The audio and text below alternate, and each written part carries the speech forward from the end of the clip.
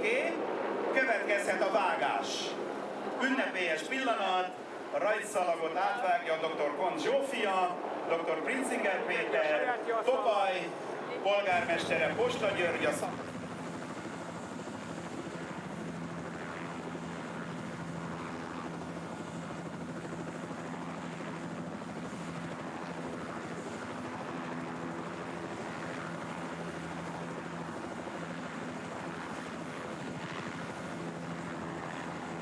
nézem az órámat közben, 1 percünk van a rajtig. Tisztelettel kérem, tegyétek el a szalagot, az a tiétek, mindenki menjen a helyére. A versenybírói autóba, polgármester urat kérem, lépjen a rajtzászlóhoz. Hát a zöld mezre nem fogunk már várni. Kedves közönség!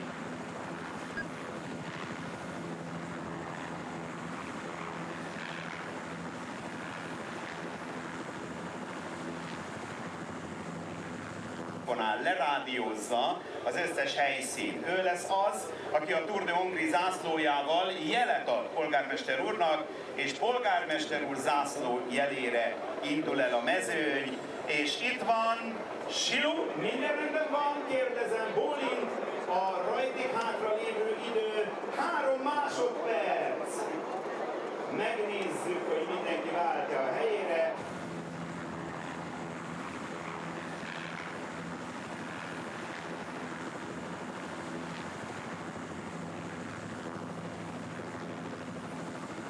Most meg vagyunk. Még a forgalmat ellenőrizzük.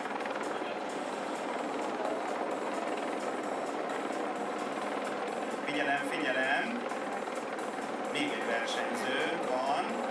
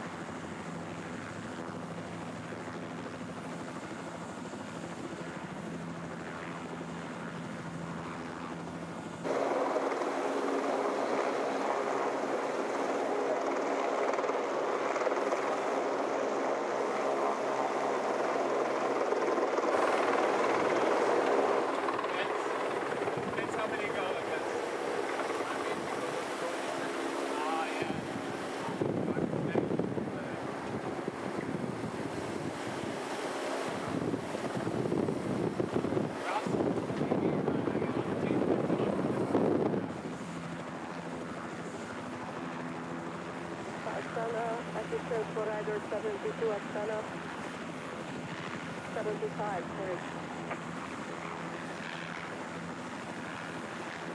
Rider 75.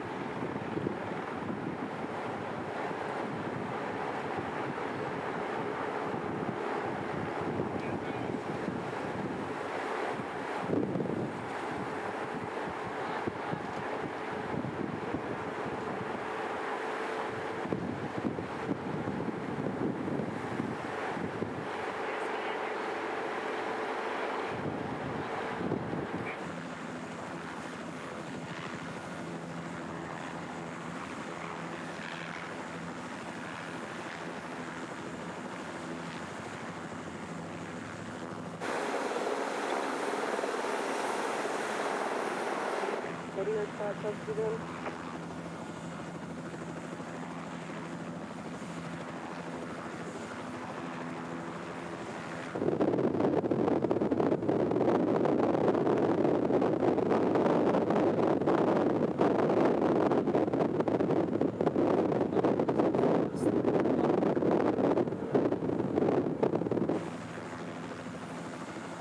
At the front.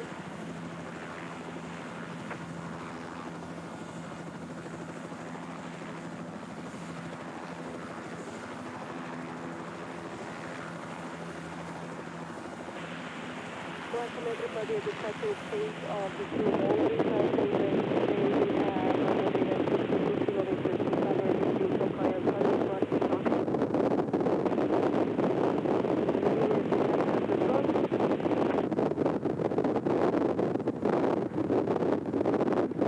Riding at a very high speed. It continues attack from the front.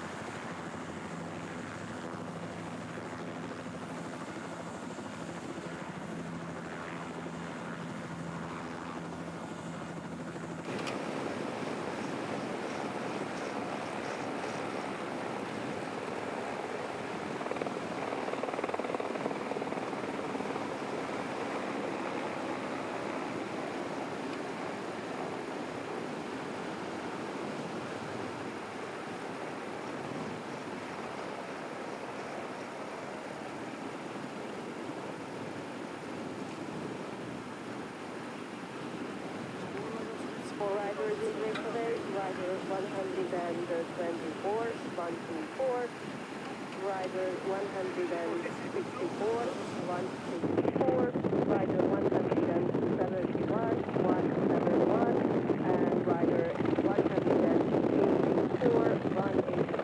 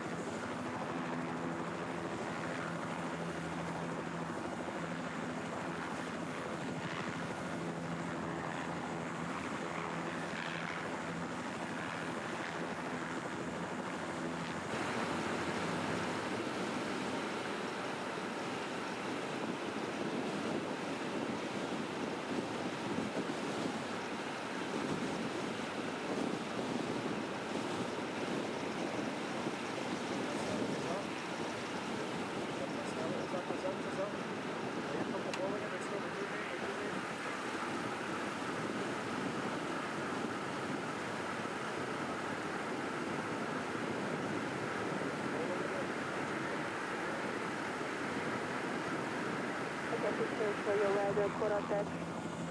Your rider is calling for attack.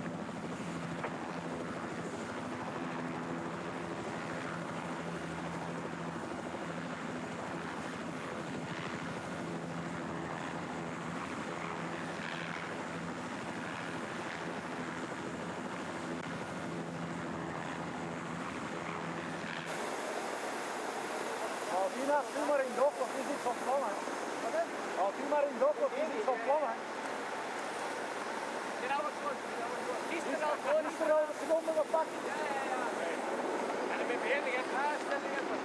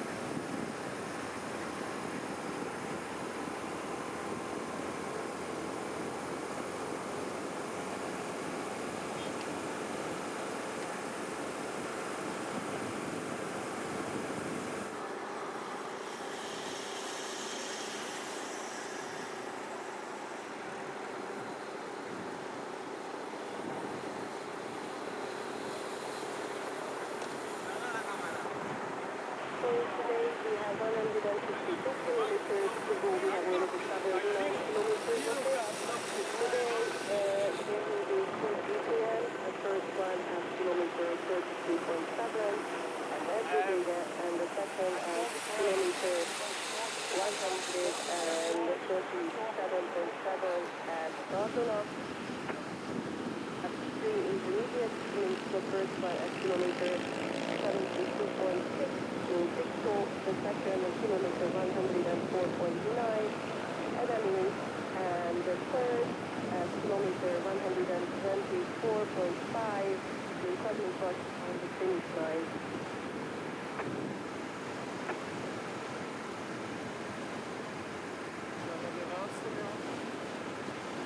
The managers have asked you to follow the regulations of the commuters and the organizers.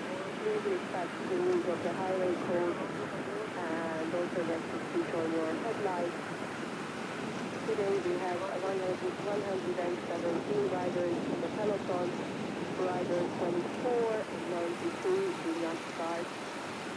We wish you a pleasant trip.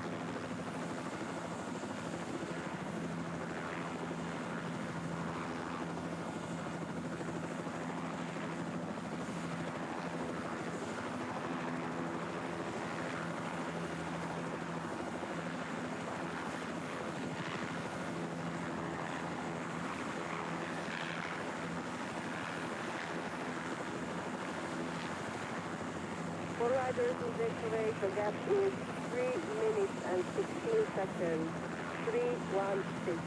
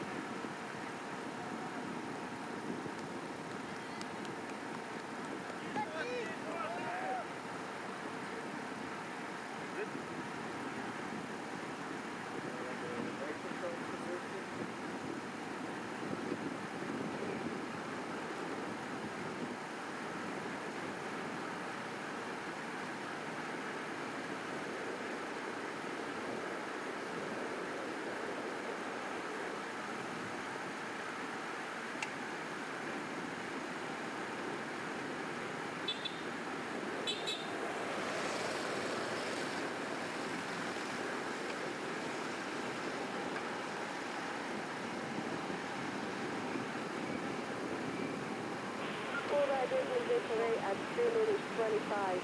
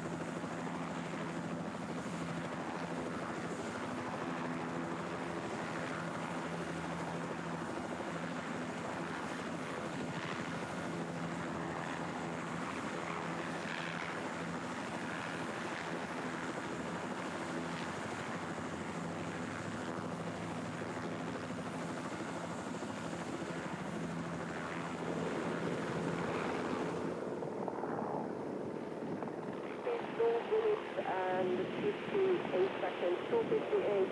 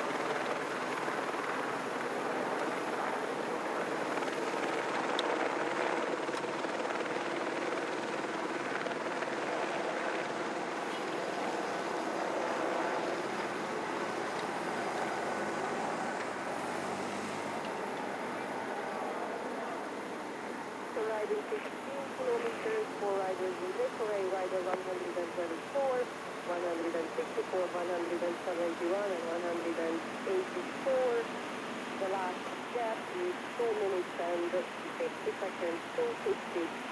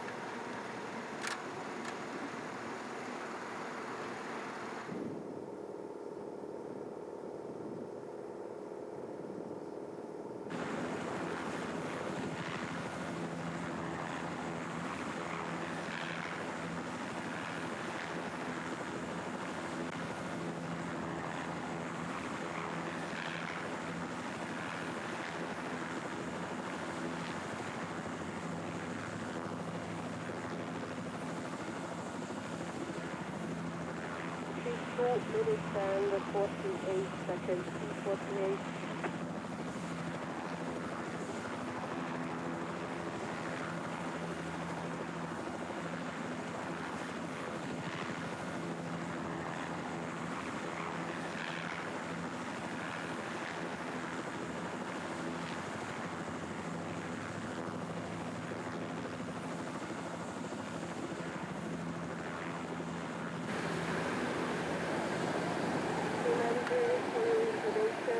After the first BPM, kilometer 32.7, there will be a dangerous downhill section.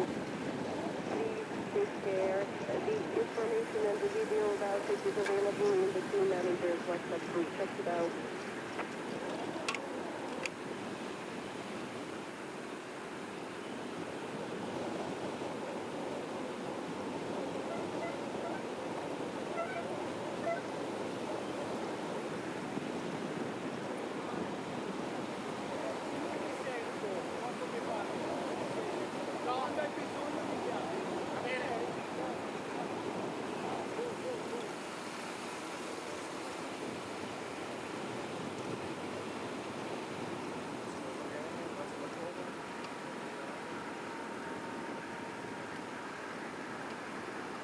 Minutes, 44 seconds.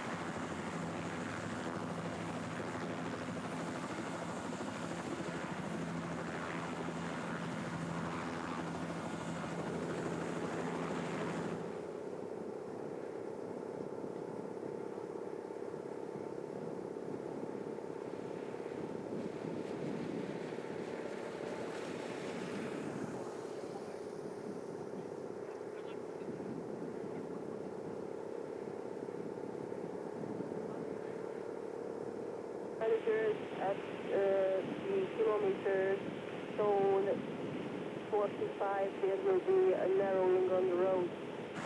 So 1 kilometer from here, watch out.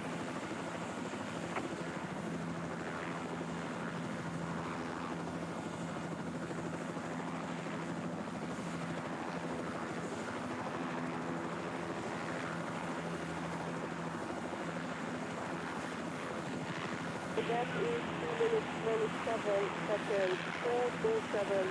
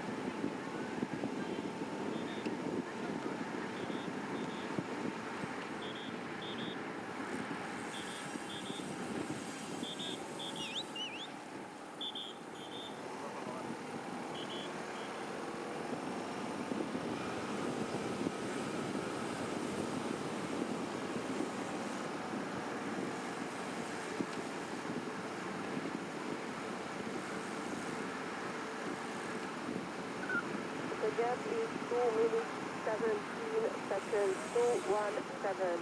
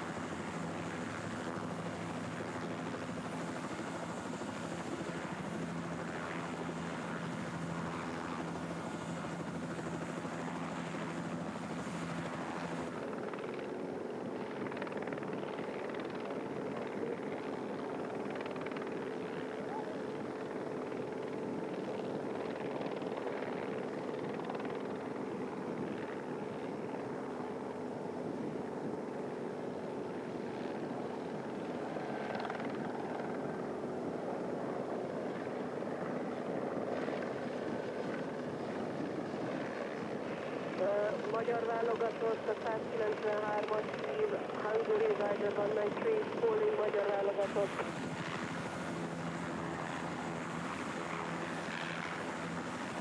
Sharp left turn, coming sharp left turn, attention.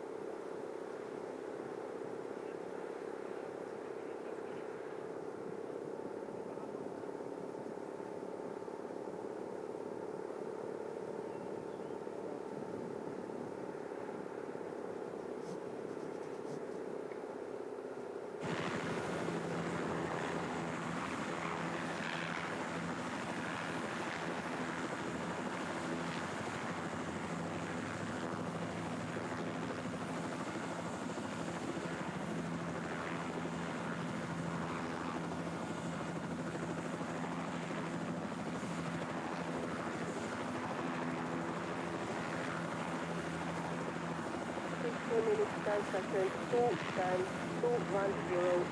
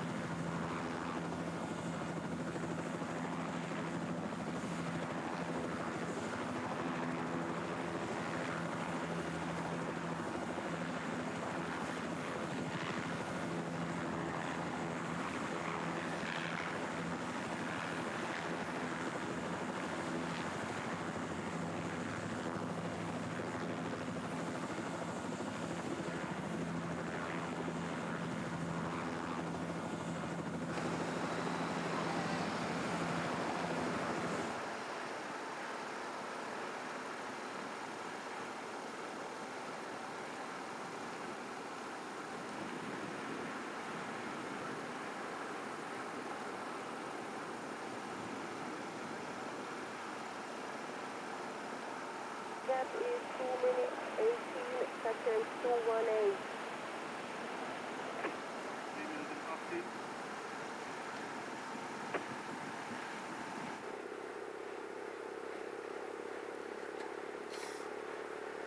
Kilometer, speeding is open from now.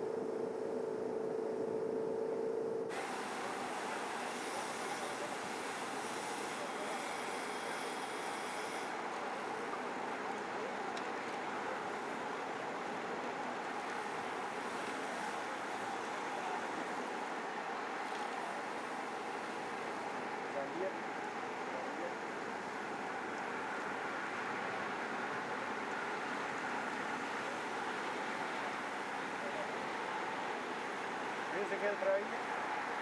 Ja.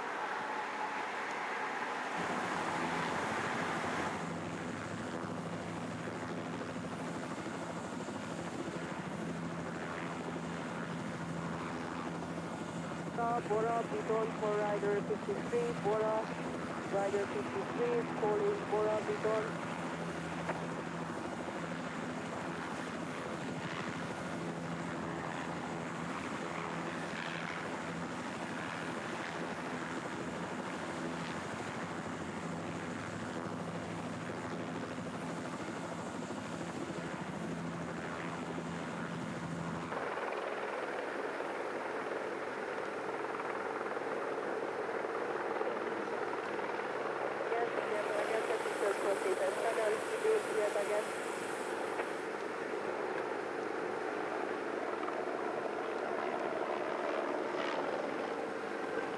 And 23 seconds, 2:23.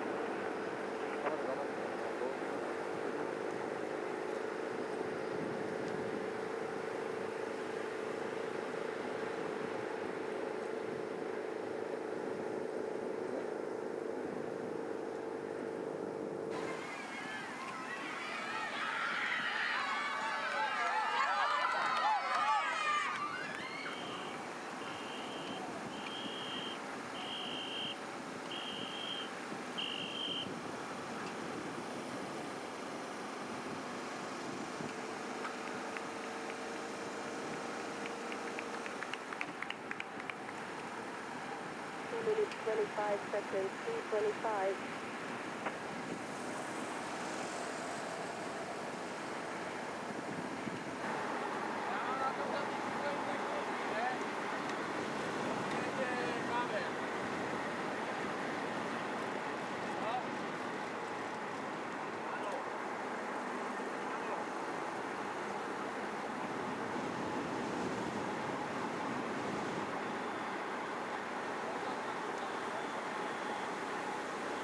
attention, narrowing on the road, and start right turn to a bridge, attention.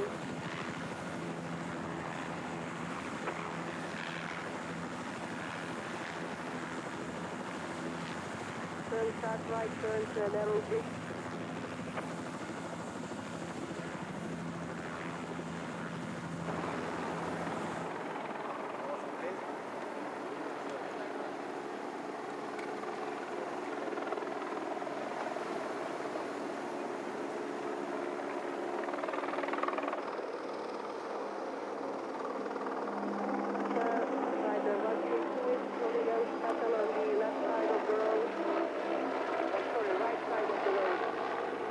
Rider 132 at the right side of the road.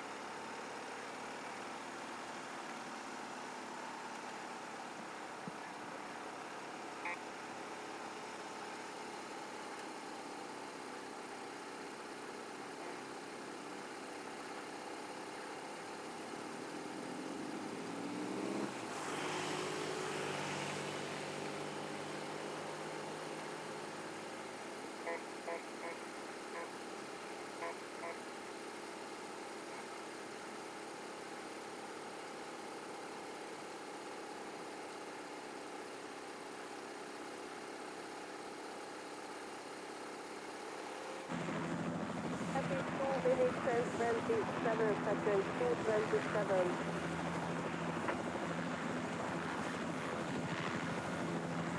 In on a very narrow road, attention.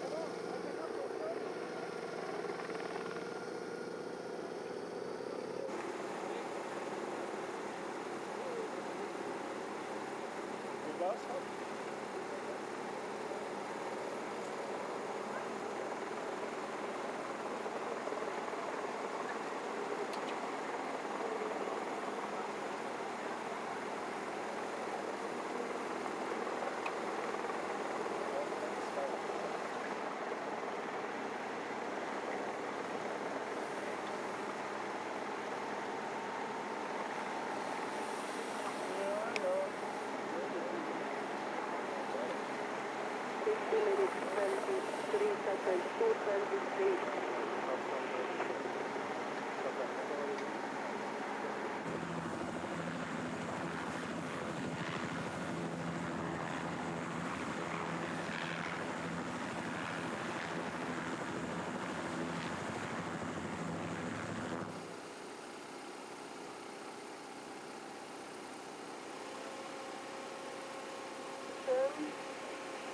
Left turn, narrow road, attention, sharp left turn, this narrow road.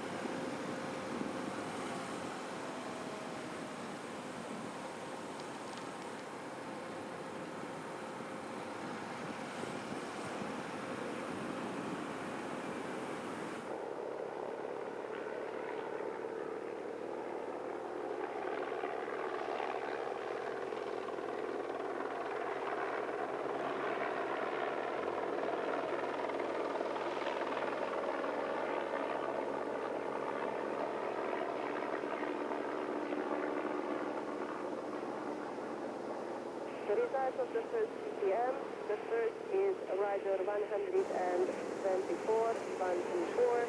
The second, rider 164, 164. And the third, rider 171, 171.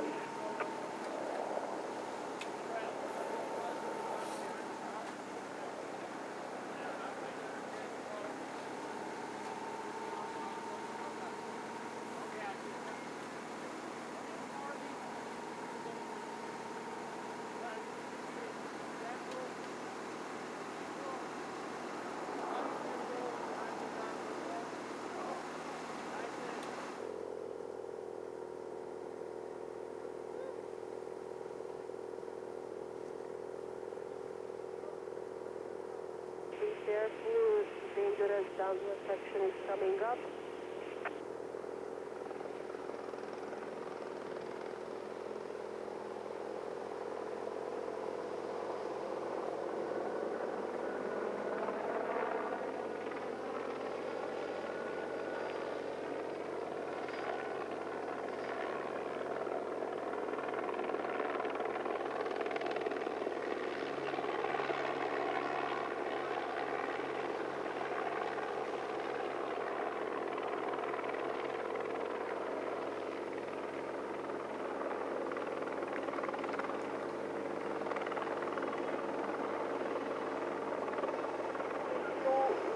And 48 seconds.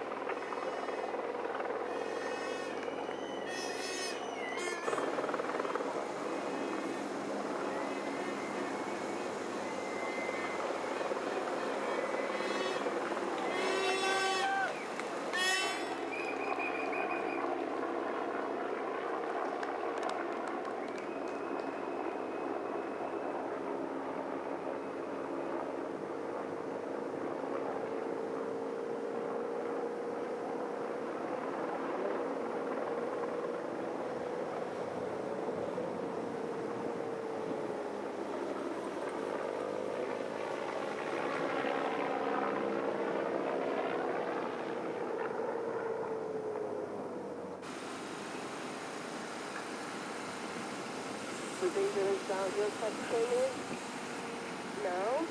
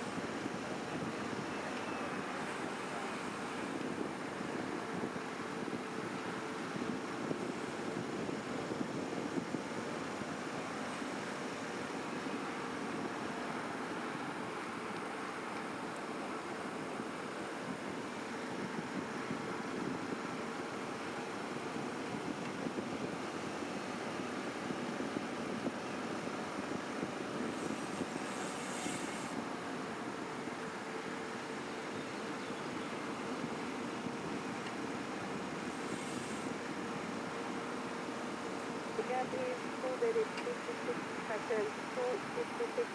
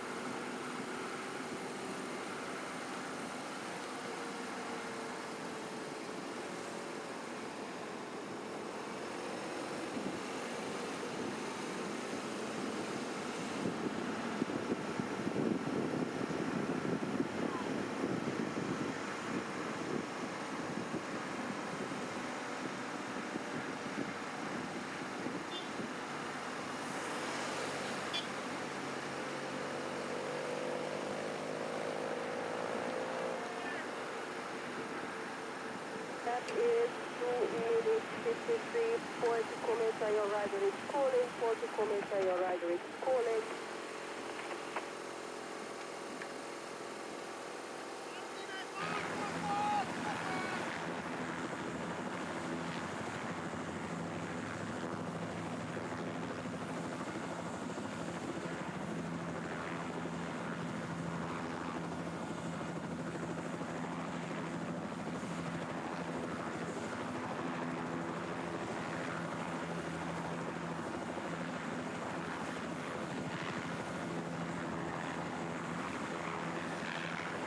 Yes, I get cycling for the leading right.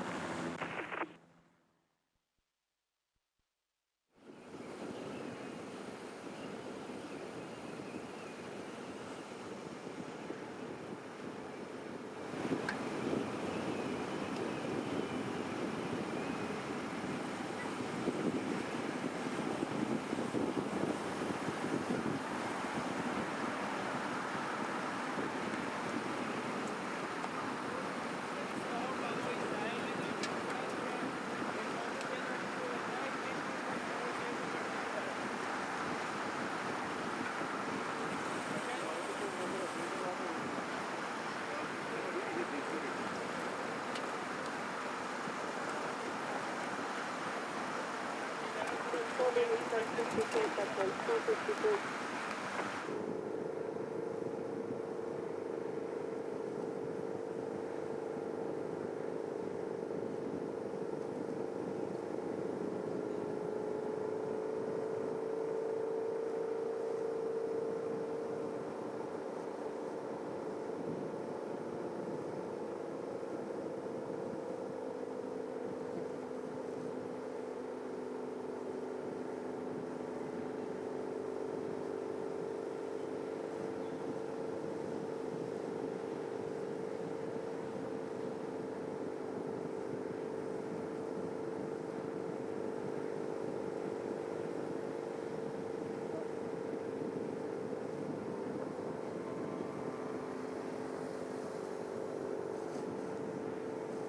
The speed of the first hour was 41.5 kilometers per hour.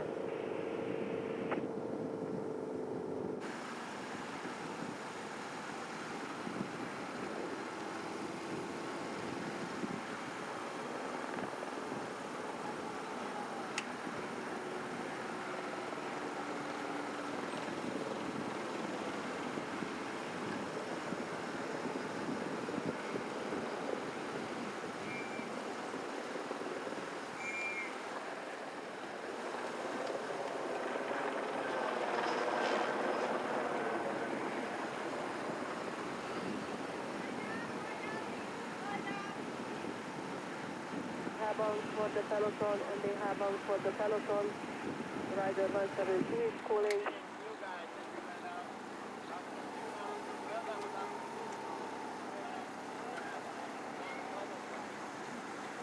It's 2 minutes and 51 seconds, 2:51.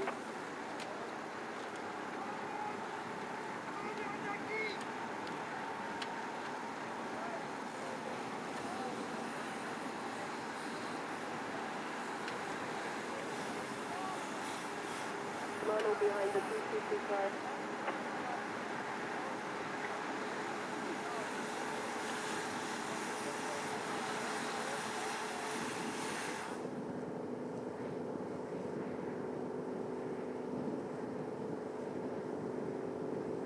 Sorry, cross the railway crossing, okay.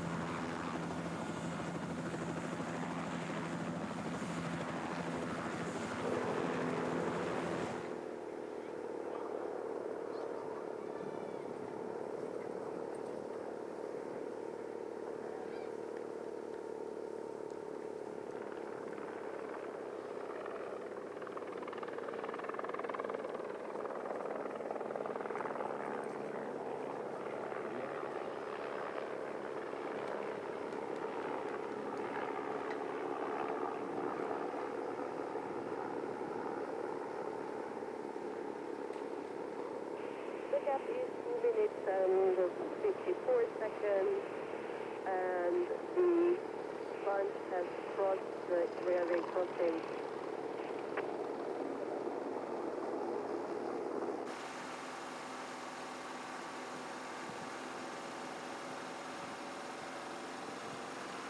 The feeding zone, attention, attention, we are in the feeding zone, take care.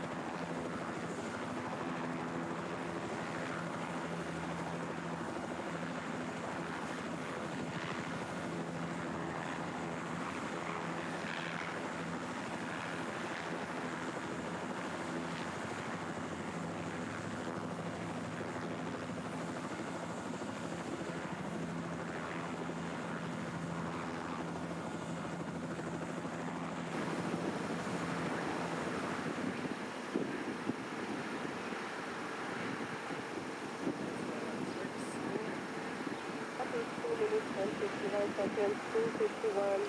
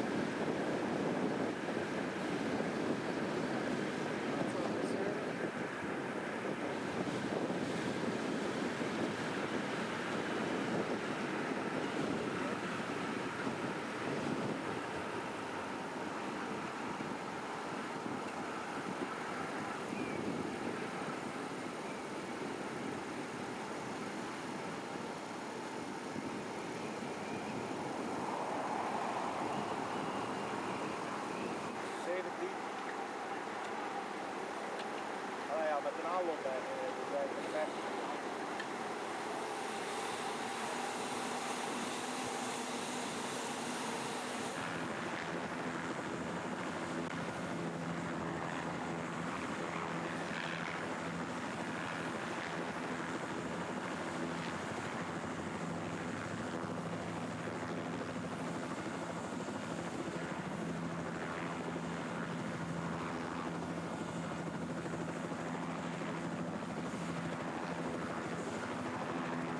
Attention.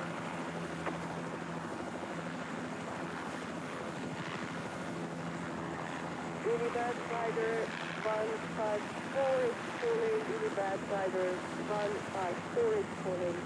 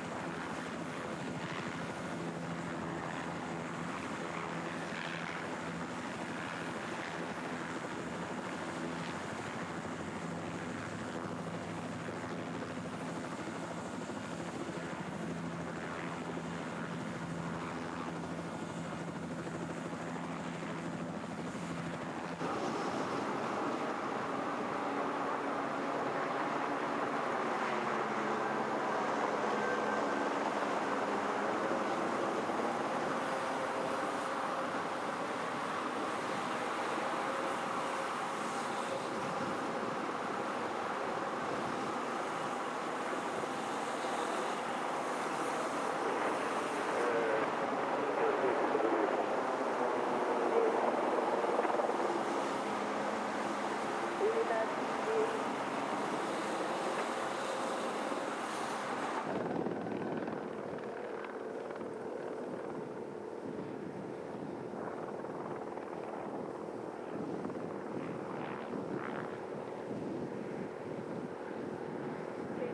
minutes and 54 seconds, 2:54.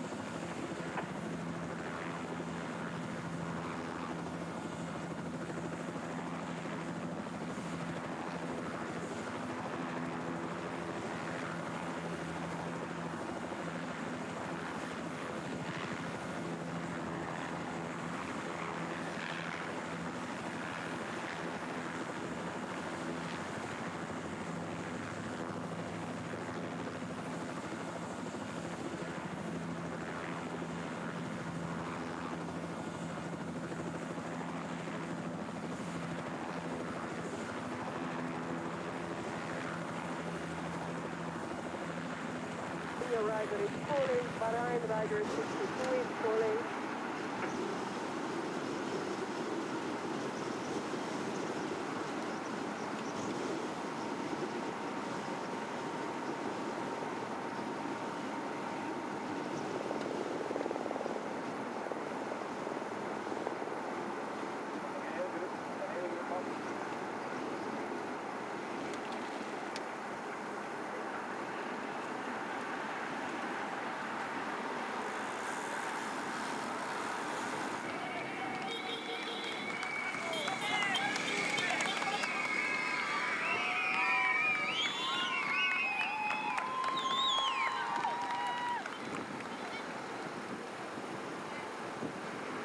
The rider is pulling, Bahrain leading.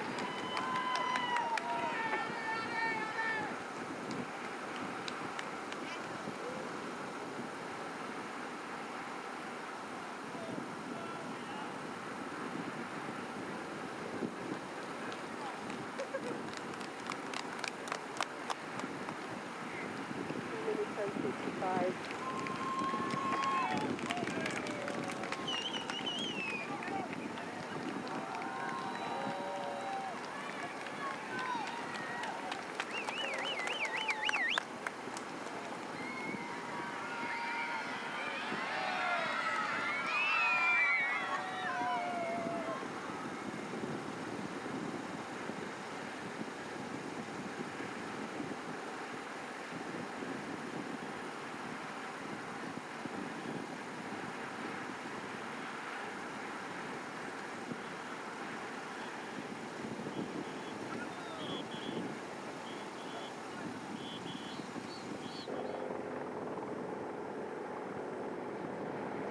The rider is pulling, rider 13 is pulling in out.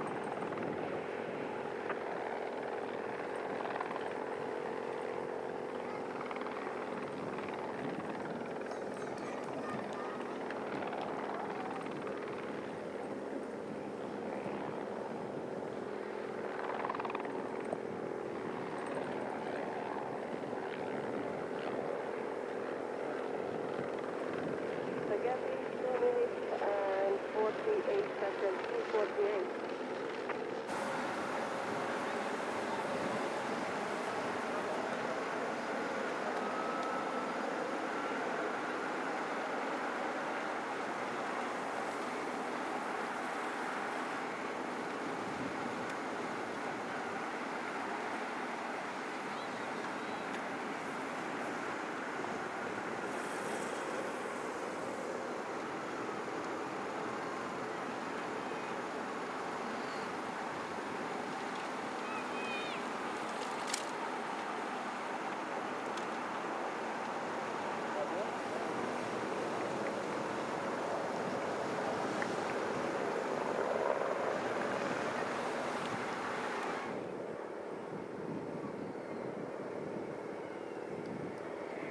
Will have struck today or something.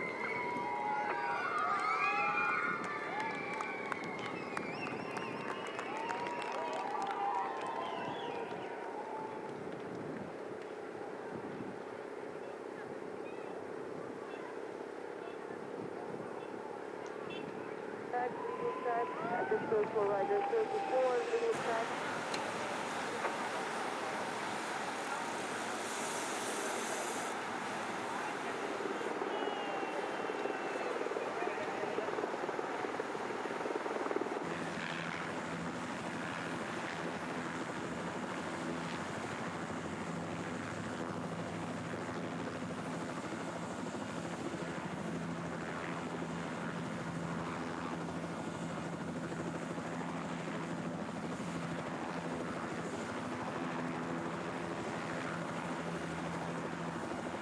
of riding 50 kilometers, we have a breakaway of 4 riders at 2 minutes and 48 seconds. The 4 riders are rider 124, rider 164, rider 171, rider 184.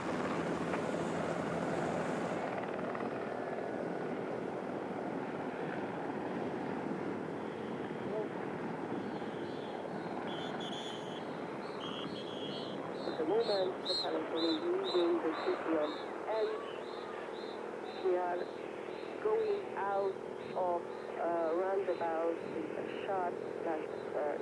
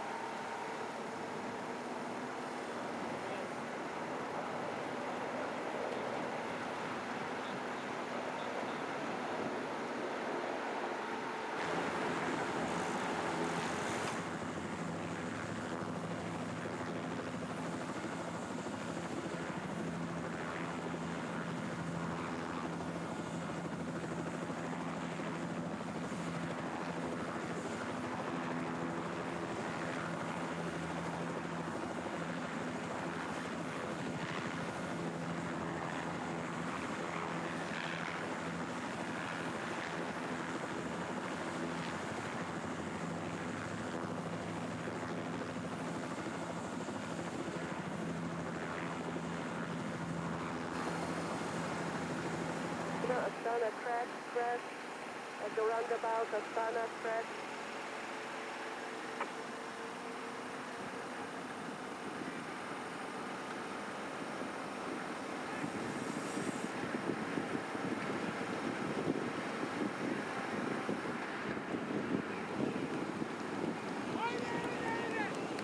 That is 2 minutes and 52 seconds.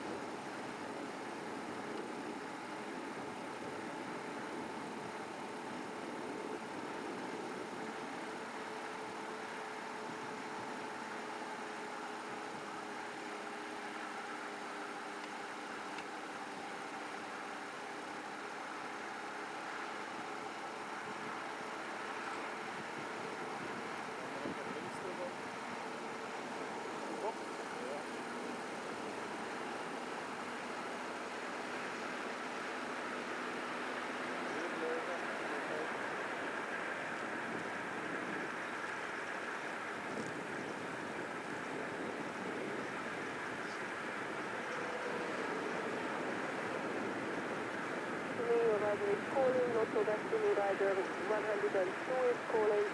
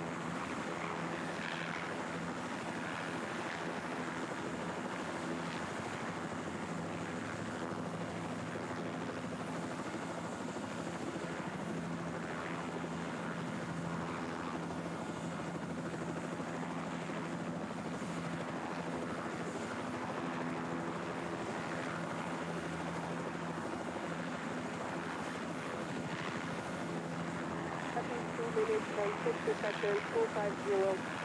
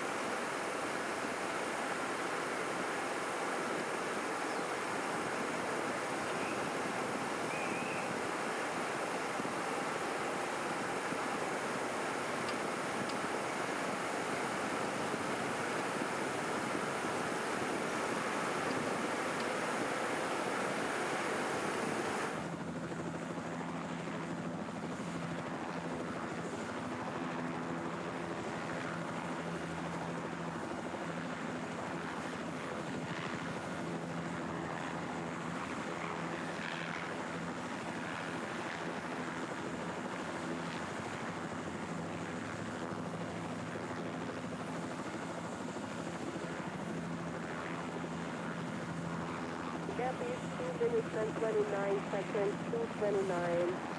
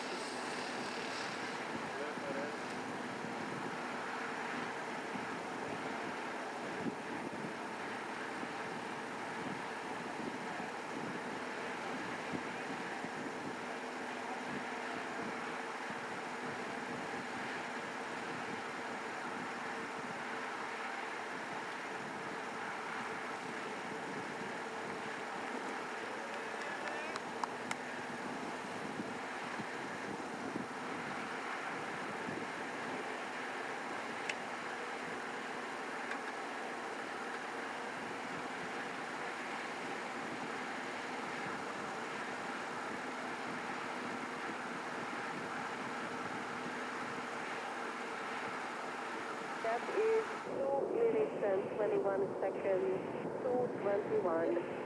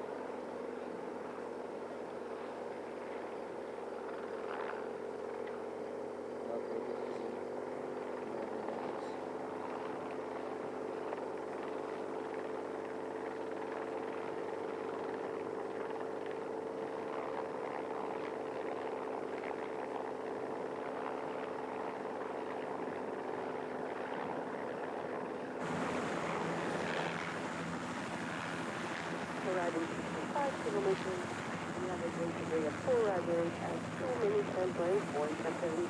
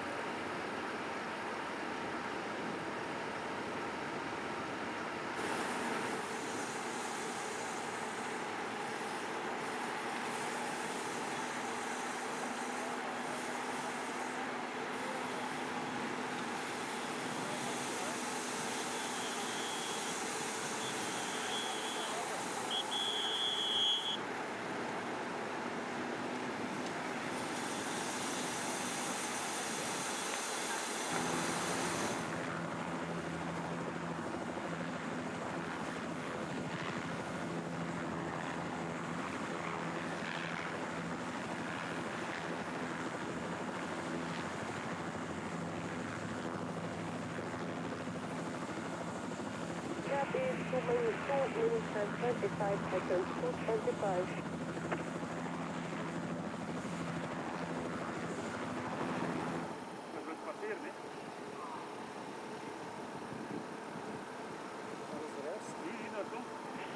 Baloise for the peloton, Baloise for the peloton.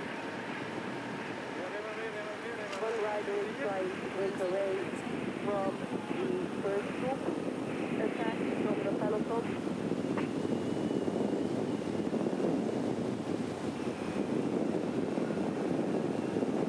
The advantage is about 50 meters at the moment.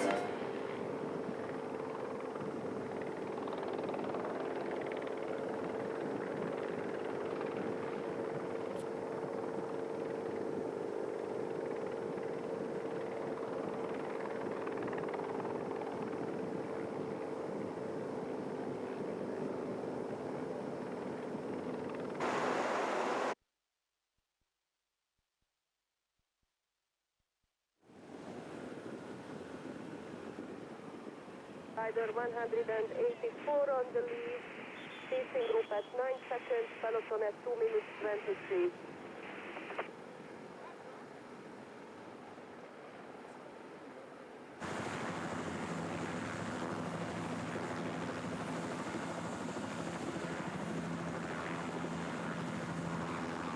The breakaway group is together again.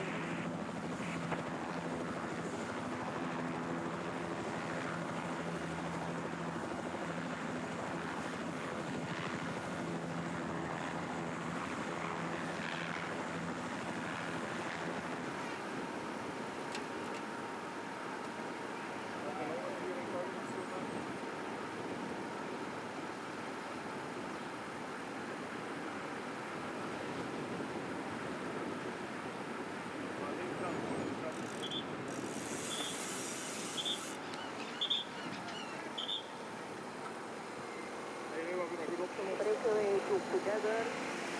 The gap is 2 minutes and 9 seconds, 209.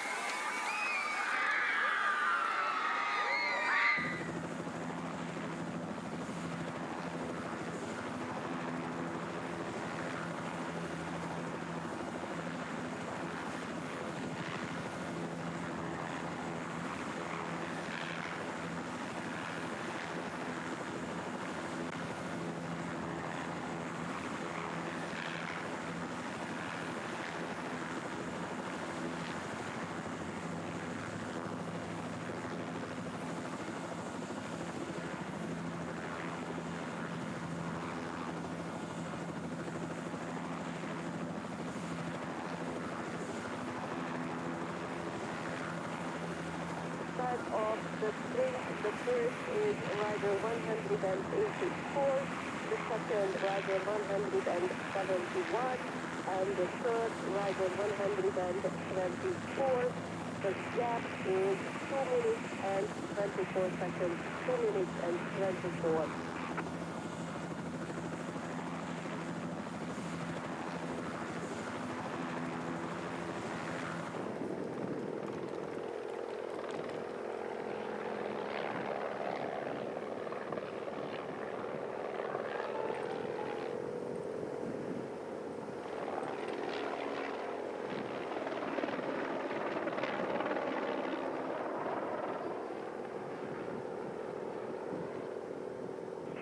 The gap is 2 minutes and 21 seconds, 2:21.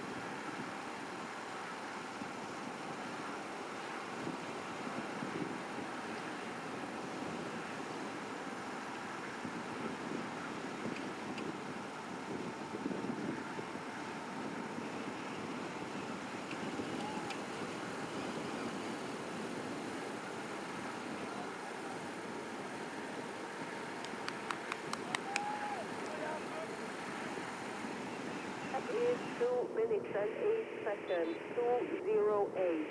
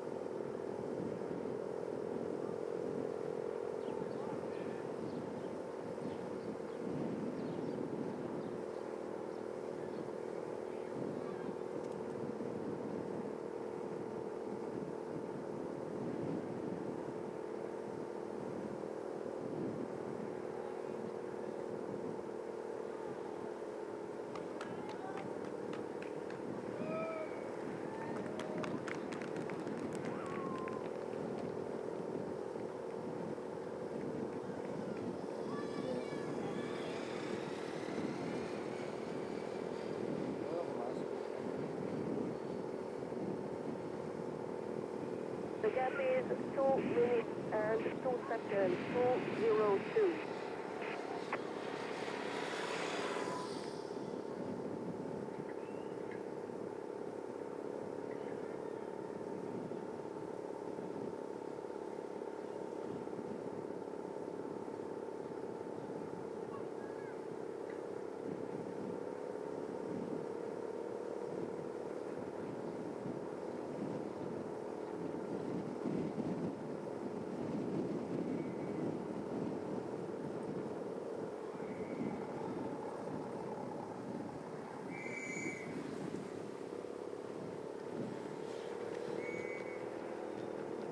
Turn, attention, sharp right turn.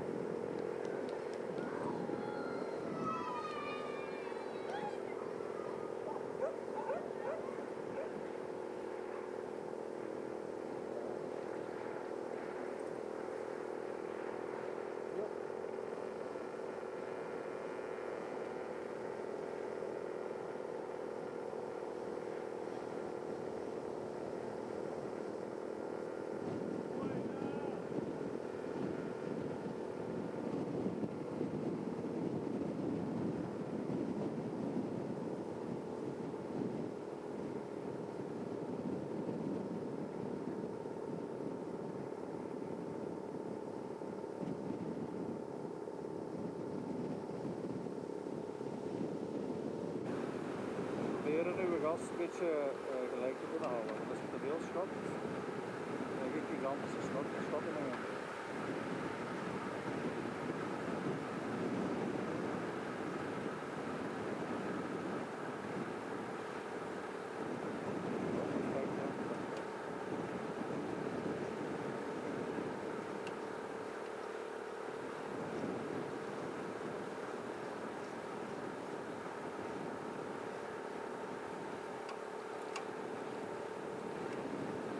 Baguette for the leading rider, Pierre Baguette.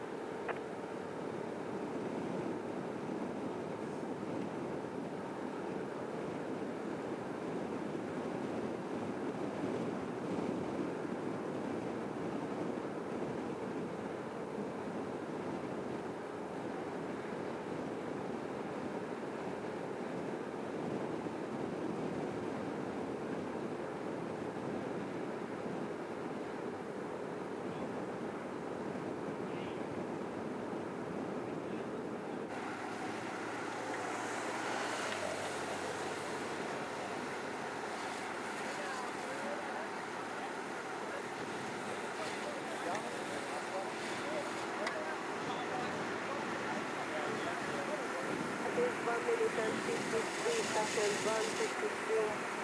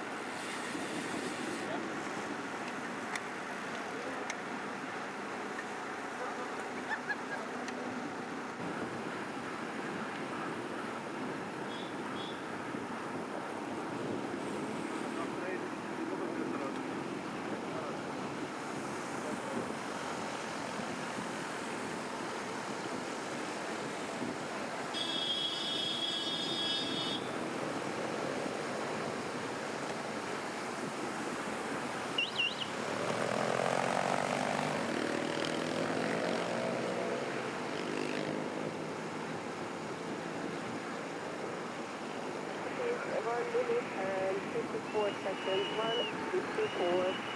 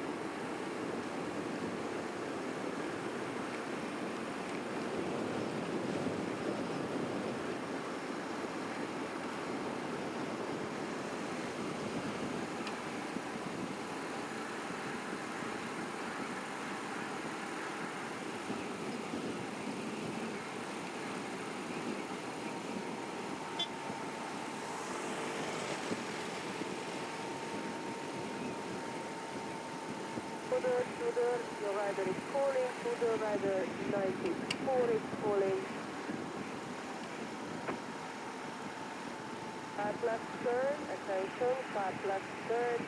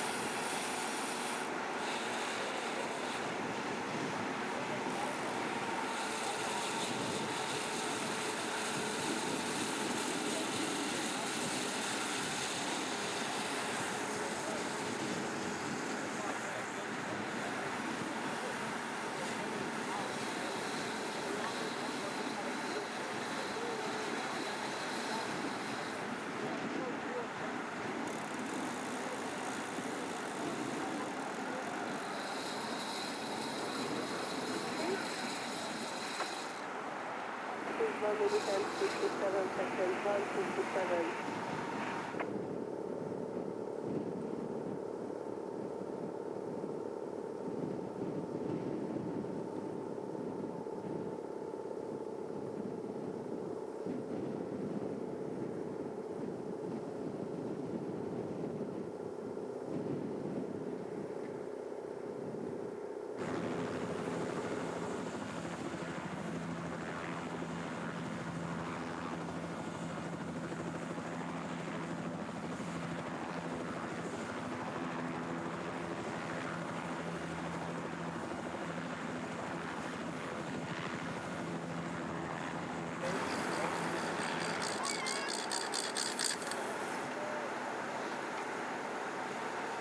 It's constant, 1 minute and 57 seconds.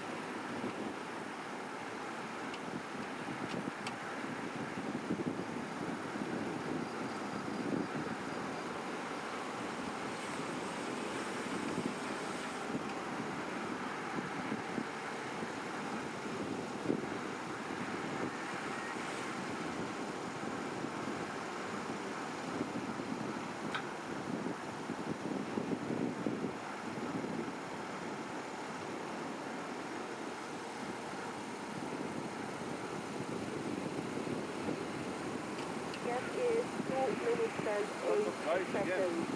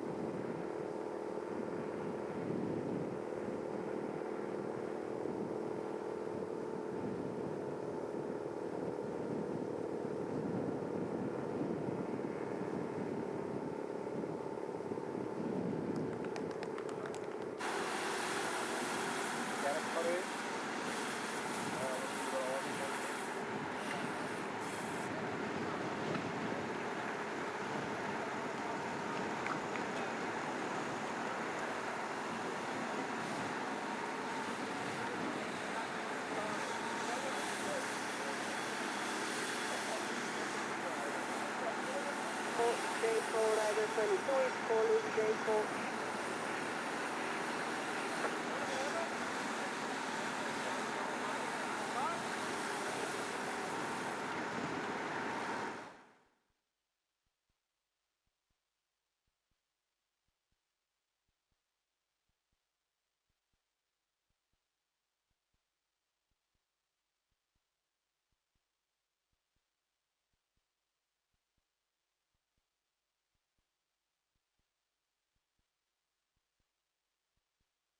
The gap is 2 minutes and 13 seconds, 2:13.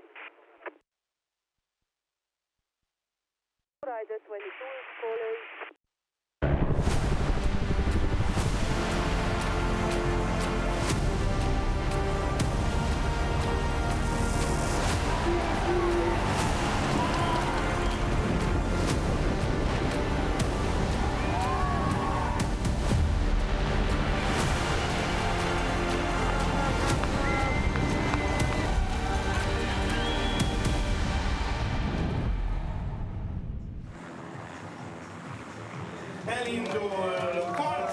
Well, what an amazing stage we had on day one of the Tour of Hungary. We're all set to go now on stage two.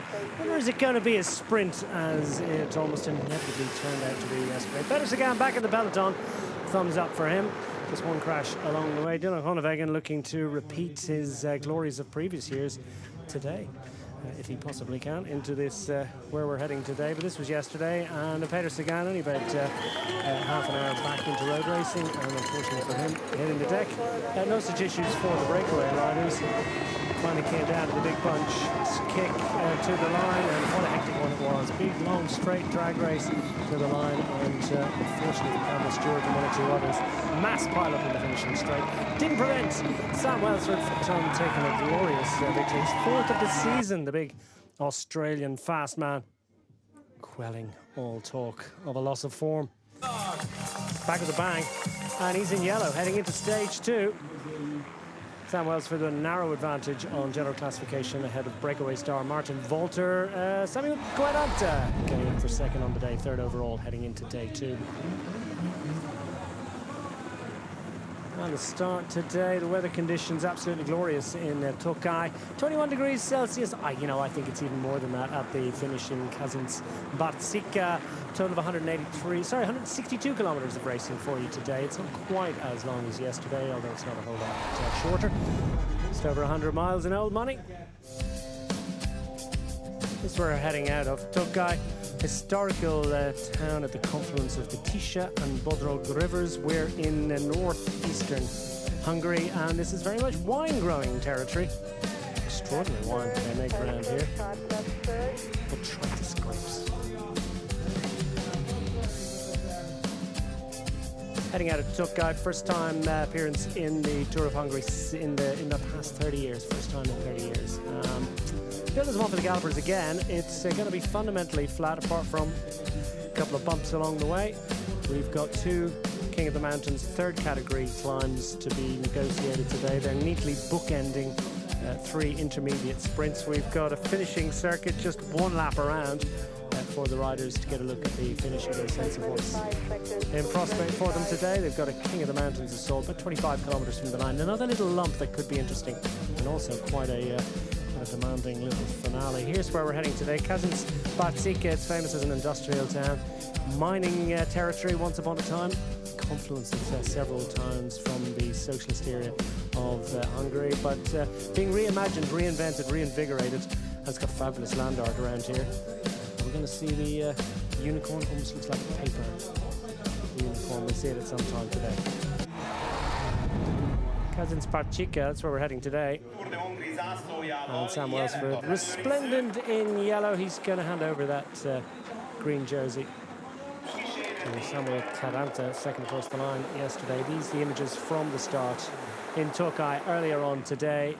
A brisk start to the proceedings as well, you might expect. Not particularly of any great interest to Dylan Groenewegen and friends. Delighted to see an early break of four riders quickly establishing itself out front.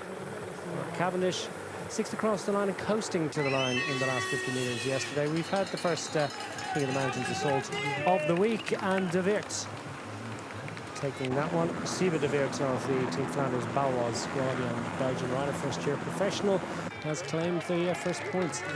And it was breakaway star from yesterday, Martin Volter, that took the first intermediate sprint. He went time trialling. That's his way, isn't it? He likes to ride solo. He did early in the finale yesterday to be the last man standing in the breakaway. I'd be surprised if he tries that again today. He's got another couple of sprints to negotiate and consider. First of those coming with 57 kilometres of the day remaining. But as things currently stand, Martin Volter has leapt into the lead of the points competition and has every chance of taking that green jersey by right heading into day two. Another couple of opportunities for him to add to his total. And if Sam Welsford to win today and Volter manages to take all three sprints, then, well, you know, he is going to have that green jersey. It's going to be his to have and hold. 67 and a bit kilometres remaining of the day as we pick up the live images out on the road. We've still just about got the band put back together again. Martin Volter has been reclaimed by his breakaway companions, and the other two riders I didn't get a chance to mention to you. Christian Bagatine from the Team MBH Bank Kolpak squad, with association and recognition and due homage to Alessandro Ballan, also part of the title name of that particular team. And what a great day they had yesterday with Quarante just failing to get the win. He was absolutely furious, hopping the wheel at the finish line, wasn't he? And he still, nonetheless, handy second place for him against World Tour opposition. Mind you, the big talking point at the finish line wasn't so much who came second or third, but the particular shenanigans that occurred in that finishing straight, and what a difficult and well, challenging and disappointing end to the day for those riders that were caught up in that crash. And no surprise if I tell you that Campbell Stewart from Team Jake Orlula and Sebastian Charisi from the Tudor Pro Cycling team are non-starters today. Both listed as finishers yesterday, but taken to hospital and sporting various injuries, none particularly well. The expectation is that they won't be challenging for any extended period of time. We hope and expect that they'll be back on the bike relatively soon, so finish rest on that one. Plenty of contusions and bumps and Changizi hit the ground with both hands as well, so as well as plenty of damage to his left shoulder, he also damaged his hands. So a difficult moment for those riders and for several others caught up in that crash. Emil Liepens at the front of it changed course in the run to the line, and he was adjudged to have committed an infraction by the commissars. They relegated him to the back of the bunch. So disappointing, I suppose, for Emil Liepens and his hopes and dreams of coming up with a decent result yesterday, and also adjudged by the commissars to have made a major, well, basically deviated from his line, and you're not allowed to do that.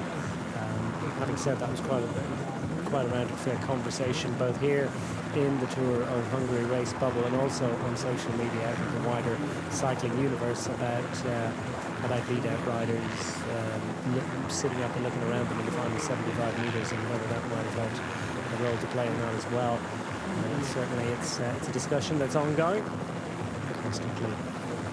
The world of cycling, revising, analysing and debating the way that riders ride those finishes. But it was a hectic one. It was a really, really demanding finale. In some ways it looked benign, didn't it? It was a final 3-kilometre run to the line with no deviation whatsoever, and a really wide, smooth drag strip for the riders to strut their stuff. What often happens with that, though, is that it becomes a sort of a competition where the various trains are setting up across the road and blocking the road, and then others trying to come through.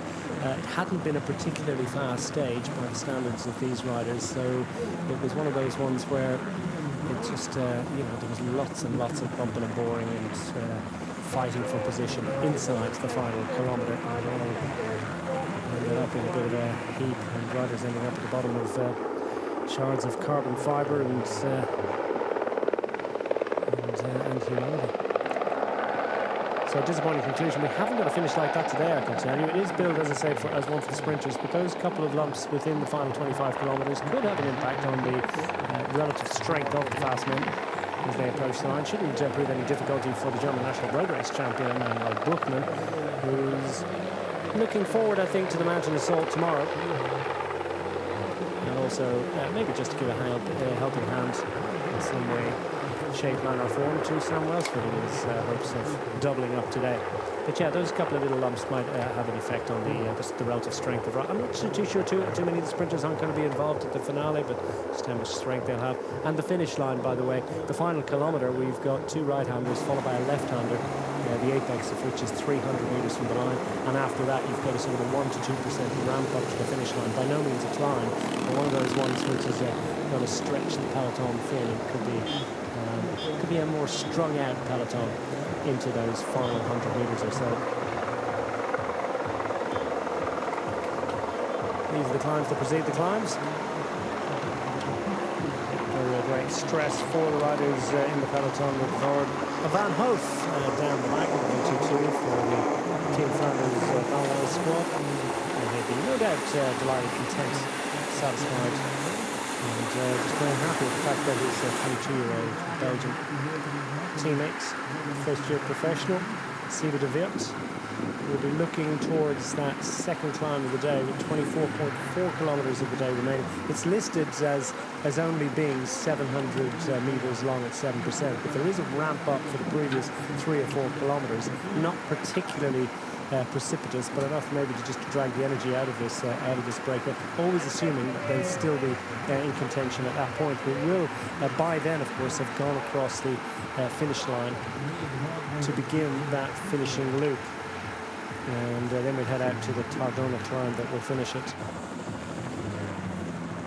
First past the finish line occurs with 37.6 kilometres to go, and then it's a long loop including that Tardona climb. The next little leg stretches, I think about, it's hard to tell from the road, but about 10 to 15 kilometres from the finish, and then we're into the finish proper in Kazincbarcika, which has played host to this event or in previous years. Well-established finale, in fact, of the Hungarian Tour.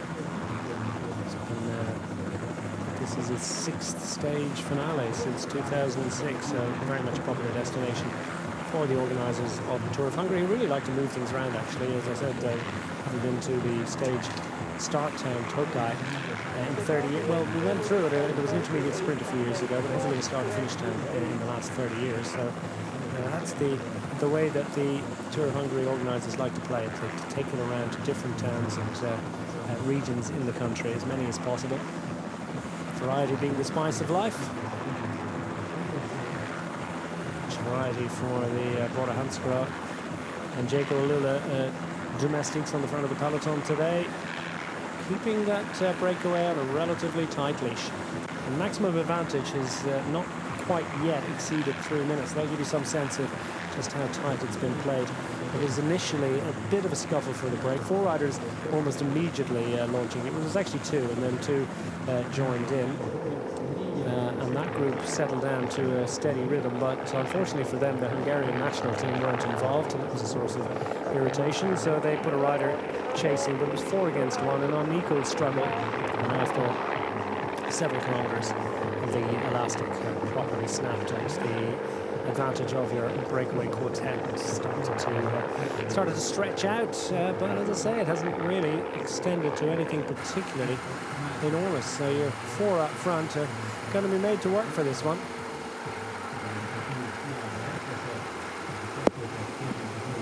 .2 to go, and as I say, it's a little bit more like rolling countryside today. Just over 1,000 metres of climbing. By contrast, yesterday had something like 370 metres and 166 kilometres of riding, so that's as close to absolutely pan flat as you're going to get.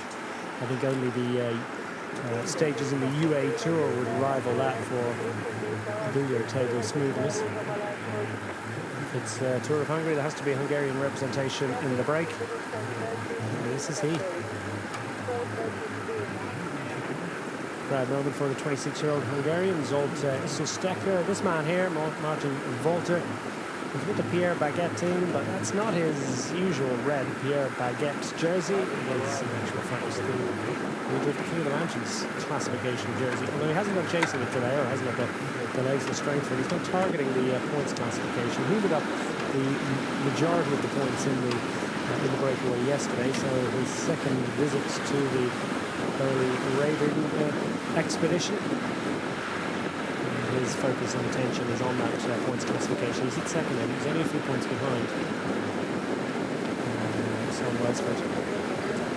And it's one of those points classifications which could go the way of the GC favourites who prevail on the timing stages of 3 and 4, could go the way of the sprinters who have their days in the sun on stages 1, 2, potentially 5.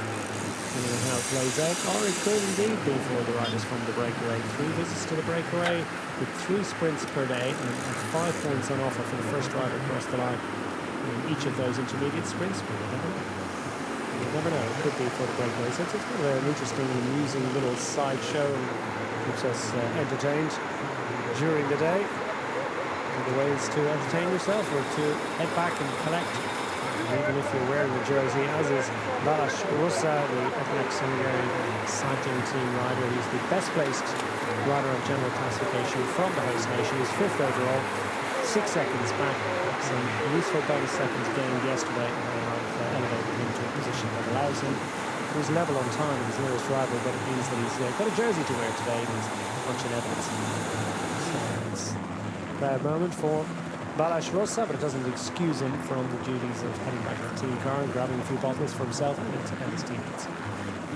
Inside 60 to go. And here he goes again. He only knows one way.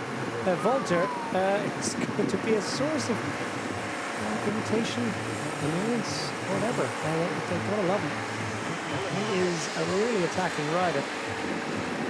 From the Tadej Pogačar, Matthew van der Poel's school of giving retaliation in as early as possible, before anyone else has managed to strike a blow.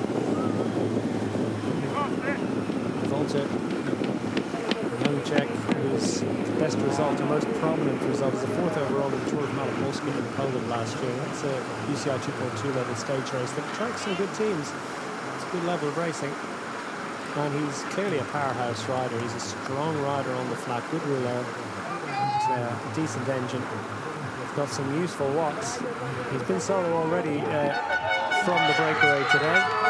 He clearly reckons that he's not got the sprint necessary to challenge for those intermediate sprint points today. So he's got to do it solo. He clearly didn't get the nod from the other riders in the breakaway. I presume he did ask him and say, are you going to challenge? Are you going to contest these sprints? And if you are, could you let me know? Would you just say, absolutely, fantastic. Anyway, he's not chancing it one way or another, regardless of whether he had the conversation or indeed regardless of whether he got the right answer or not. Likes to do it solo. Another haul of 5 points, successfully gained, and Volter comfortably the leader of the intermediate, the points classification. He'd leapt into it. He was actually 4 points down starting the day. In 3rd place, 1 point behind Samuel Carranzo, who was second in yesterday's stage, and 4 points behind Sam Welsford, yesterday's stage winner, who is in yellow and is in about, what, 30th or 40th position in the bunch. Just got a side of that yellow jersey, poking his nose into the wind. The Volter now has vaulted ahead of Welsford at the first sprint of the day by 1 point, and he's added another 5, so he's got that 16 against 15.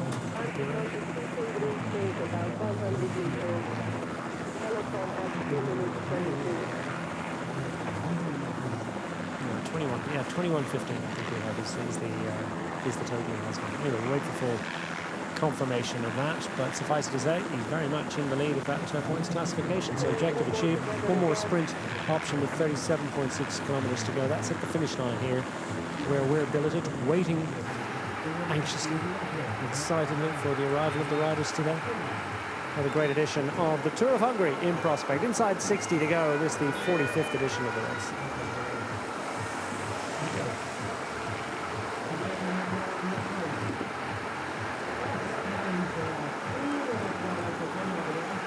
Volter's safely back in the fray. He's been reclaimed by his breakaway companions, who are probably thinking he may need to go that hard, but you know what, he's not taking any risks. He's got about 20k to go to what will be the third and final, I suspect, significant appointment of the day for him. After which we've got about a 13-kilometre run to the Tardona climb, the second climb of the day, which is going to be pretty important to De Weert to ensure that he hangs on to the lead of that King of the Mountains classification. But will they, at that point, with just 24 and a bit kilometres left of the bike race, still be out front, just 2:29 of an advantage at the moment. Nip and tuck. Cesare Benedetti has done loads and loads of legwork on the front of the peloton already today, I can tell you.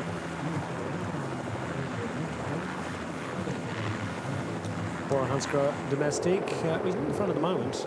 Now there he is, he's fourth in line, so they're kind of swapping turns, and Bora taking responsibility, and it's something that was mentioned actually by Sam Welsford yesterday. Instantly knew that they would, as the winners of stage 1, have the considerable honour of setting the tempo in the front of the peloton.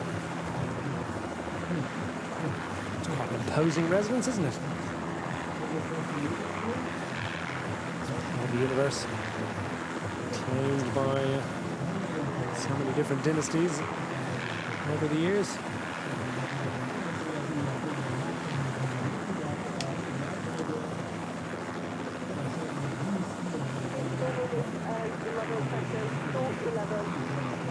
It's Landart. Kids out in force. That's not a school, isn't it? Frantically searching my notes, but can't find any specific references to that castle.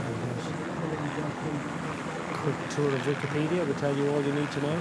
Suffice it to say, oh, there we go. Oh, I do actually have a note in this particular one. Millier Coburn Castle. In all its significant glory. 7th largest castle in Hungary, for those that count.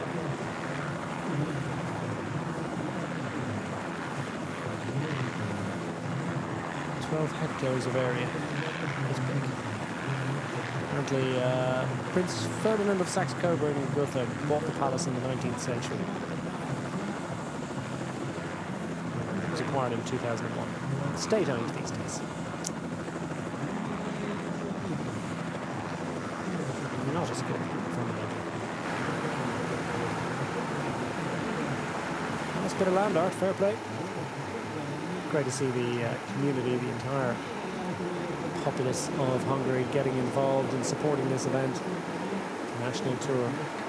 Wonderful opportunity to showcase all that's wonderful in cycle racing. The very best Hungarian riders going toe-to-toe with World Tour opposition. 8 World Tour teams, just to remind you, of the 20. We're down to 117 riders in the bike race after those 2 non-finish / non-starters today. Officially listed as finishers yesterday, but Thomas Stewart and Sebastian Chinese non-starters today.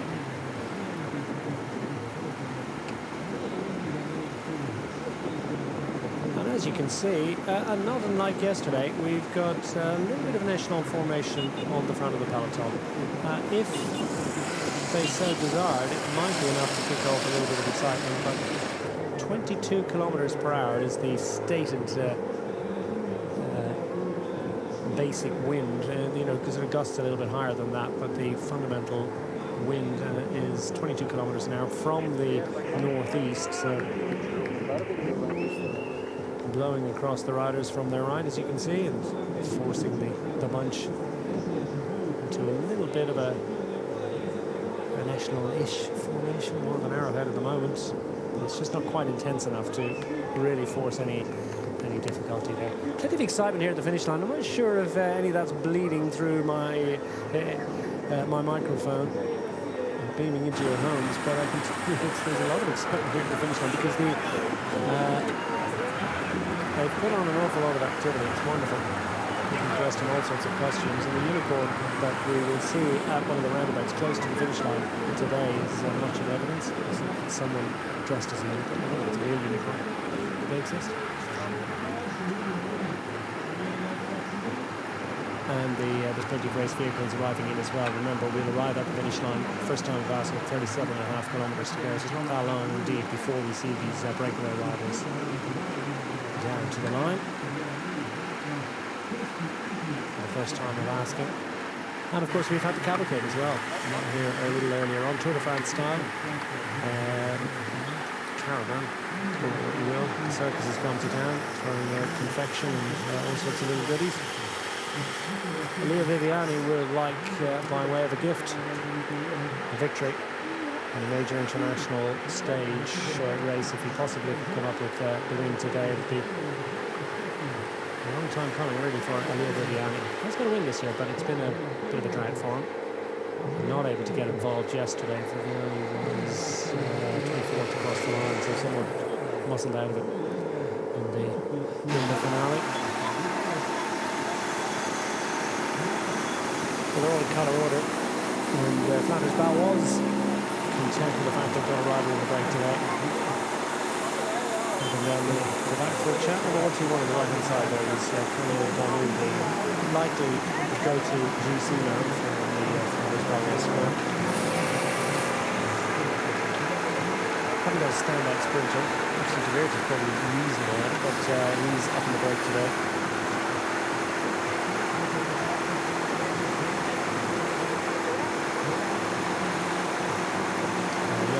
And yellow and grey. The FNX Hongrie cycling team Q36.5 respectively. TBT Unibets. It has to be said. Titamo, guys, Titamo, the YouTuber. Bit of an online sensation. And I think everyone likes his style, where he goes about his business, and great entertainer. Great communicator, and he has created his squad, sits at Division 2 level. It's confirmation of the finishing order at that second sprint. Walter claiming the main points. Michel Stecker and De Weert. Michel Stecker and De Weert, yeah. De Weert scored some points already. Michel Stecker there, his first points of this particular Tour of Hungary. But the TTT Unibet squad have tweeted today that they were beginning talks with Peter Sagan about him moving across to their team, and they posted a video of them chatting to Sagan before the start and saying that he could swap that rather pretty red jersey that he's wearing this week. Something a little bluer. He thought it was hilarious, and naturally enough, the Pierre Baguette squad immediately published a sort of a contradiction to that fact, not unlike the famous tweet, if you know your motorsport, Oscar Piastri is involved in a little bit of a tug of love between McLaren and the Alpine Formula 1 teams a couple of years ago, and he had to go to Twitter to say, I won't be racing with the Alpine squad, and the Pierre Baguette squad did a similar tweet, similar language, just to say that absolutely Sagan will not be racing with TT2 Unibet squad next year. Well, it ruled nothing out in this crazy world we live in, but it certainly was tongue-in-cheek from all concerned. Side 50 to go. Final hour of racing, maybe final hour and a bit. Neos Grenadiers ensuring that their riders are close to the head of affairs without quite being on the front. Viviani to sprint for them. Oscar Rodriguez is their go-to man for the general classification. And Lidl Trek just looking for a little bit of space to stop at the side of the road.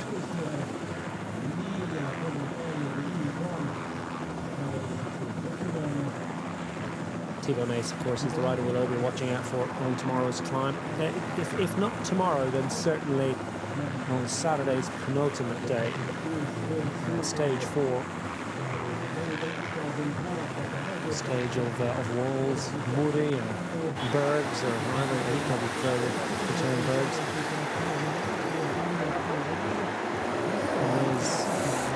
There's Dylan Groenewegen, just riding on the wheel of Emil's Lukas, the Latvian national road race champion. Groenewegen looks relaxed. He won into this finishing town in 2022, a couple of years ago, so he knows Kazan's Balchika to think of it in positive terms. His lead-out man couldn't brief yesterday, so Campbell Stewart not available to assist him in the finale today. I don't think that had a huge impact on whether he was going to win the stage, though. I think at that point it was going to be a little bit difficult. Indeed, I think that's why Campbell Stewart was looking around, craning his neck as much as he did in the final, just at that moment that he hit the deck, because Dylan Groenewegen wasn't safely tucked on his wheel and given him the shouts that he needed.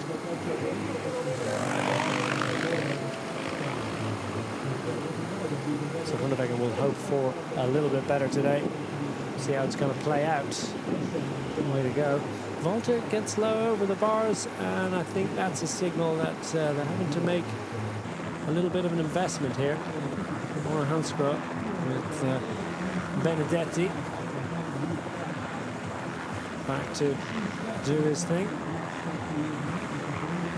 Jack as well is also thereabouts. I imagine Matchuk will be looking after Sam Welsford in the finale.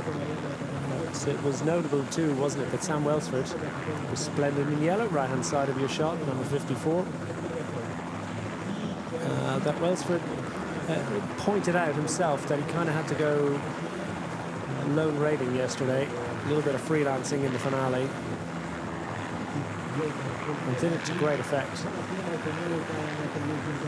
A term coined by his fellow Aussie, Robbie McKeown, I do believe, who of course used to go toe-to-toe with even Quaranta, famous sprinter from Italy, and his son Samuel Quaranta is in the bunch today, wearing that green jersey. Second across the line yesterday, furious with himself. Nothing less than victory will do. I think there's a lot for him to be taking from yesterday's sprint for that Division 3 outfit. It's a decent result. Mind you, I suppose he's thinking, how many opportunities do you get against World Tour opposition? And when you get them, you really want to take them.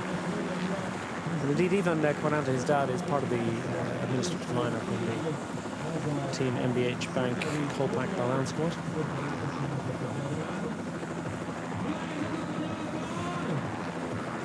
$10K to the sprint, 10K to our destination town today. Kazinsk Basika. Cam Worth hits the front for the Ineos Grenadiers squad. I suspect the fact that suddenly we've made that little left turn, we've arrived out into big, wide open boulevards. You know what that means? It can often mean a little bit of wind. So Cesare Benedetti, I think, has been encouraged there just to... Oh, there's the cows. Some utterly indifferent bovine representatives of the host nation. More interesting in the helicopter. It's a lot more threatening, doesn't it? Quaranta.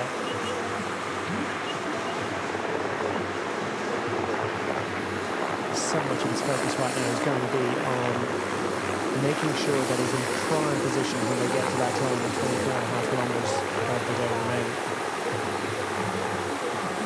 As I said, the climb proper is only listed as 700 meters, but there's a ramp up to it for several kilometers. And that's why the Dalwal squad have suddenly got the nod, didn't they? That gave the team car as if to say, you know what, I think you should move up, because well, I don't think there's going to be any sustained push here from Callum Scotts and Cesare Benedetti and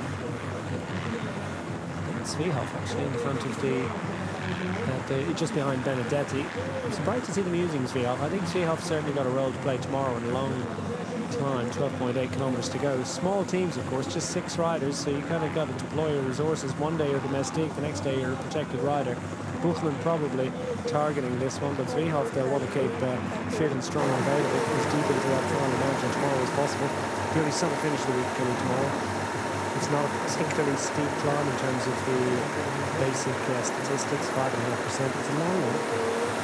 And it is the highest peak in all of Hungary, just over 1,000 meters. This is not a country of big mountains.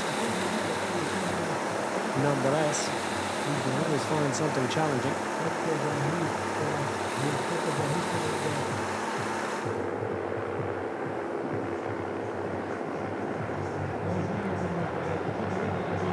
Long day yesterday for Scots. It is indeed Svihov. Yes, it's Cesare Benedetti, then Svihov, then Buchmann. And no sign of Welsford. Jacobs look pretty relaxed, don't they?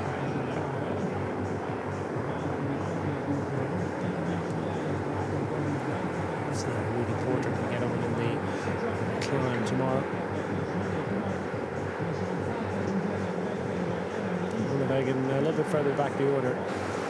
Clearly minded to go for his teammates just yet. A lot of riders like to do that.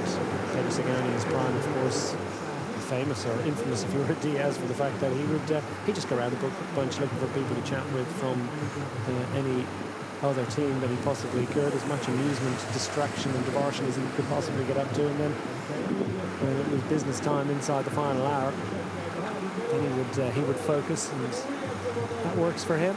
It will work for a lot of riders, I think. Some riders need the security of seeing their cohorts, their colleagues, their own team jerseys in and around them. Others maybe more free spirits, but maybe you need that, to be a little bit more relaxed, less regimented, less nervous energy is expended. They're kind of doing their own thing for as long as you possibly can.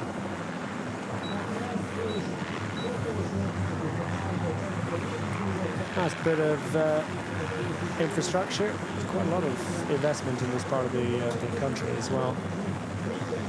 Former mining country, as I mentioned.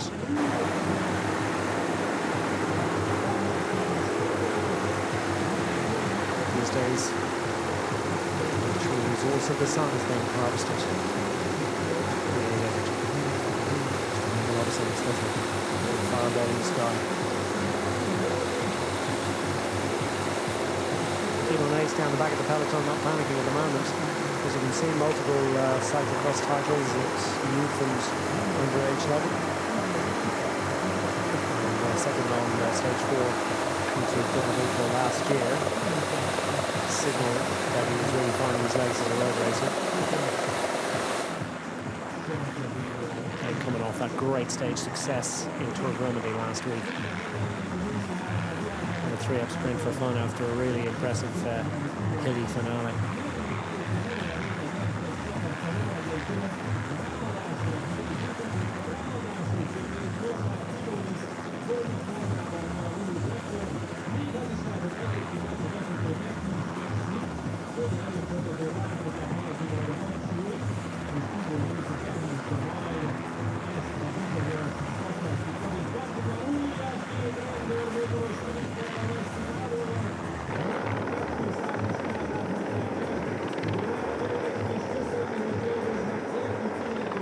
Cesare Benedetti, what a fantastic career he has had to this point. He's not the youngest rider, he's not the oldest rider in the bunch either by miles, but what a valuable rider he has become. He's a Polish national these days, began his life as an Italian national, but his wife is from Poland and he spent most of his many recent years living in Poland.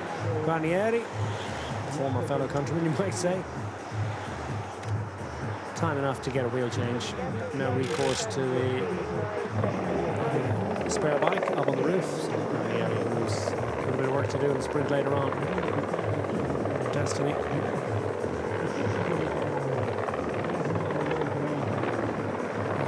Jarno van der Paar, just the outer reaches of the top 10 yesterday, by the way. He was 9th over the line, just checking my notes. Carnieri will job to try to assist and sort that out for him.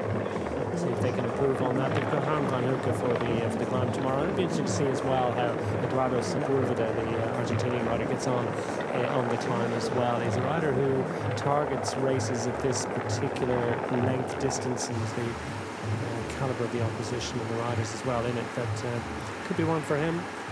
Harm van Hoeke would be the likely preferred option on the climb, but the climb itself will probably make its own decisions, won't it?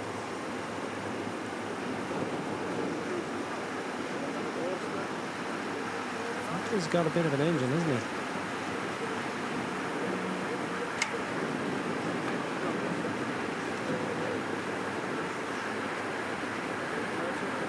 Nice shape on a bike. Clearly quite a tall rider. And he's making the most of those big levers. 191 centimeters. Can't do the conversions, but I'd imagine something like 6 foot 3 or 4, maybe a bit more. If you're in a part of the world that isn't quite connected to the metric system, I occasionally do those little conversions. I know some of you think, well, why would you even talk about converting to miles? Everybody thinks in kilometers. I myself come from a nation that converted to kilometers about 25, 30 years ago. And therefore, I can tell you that with 40.7 kilometers remaining, which is a smidgen over, the tiniest amount over 25 miles remaining.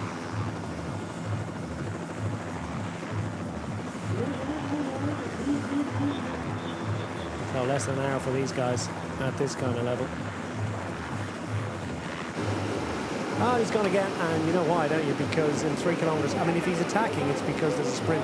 Well, he's not getting away that much this time, and it's great and fascinating to see that Zsolt Isselstecker, 26-year-old Hungarian, is a little bit concerned and probably mindful of the fact that yesterday it was around about this distance to go that we saw upstart, impudent attack from Martin Walter from the 4-man breakaway.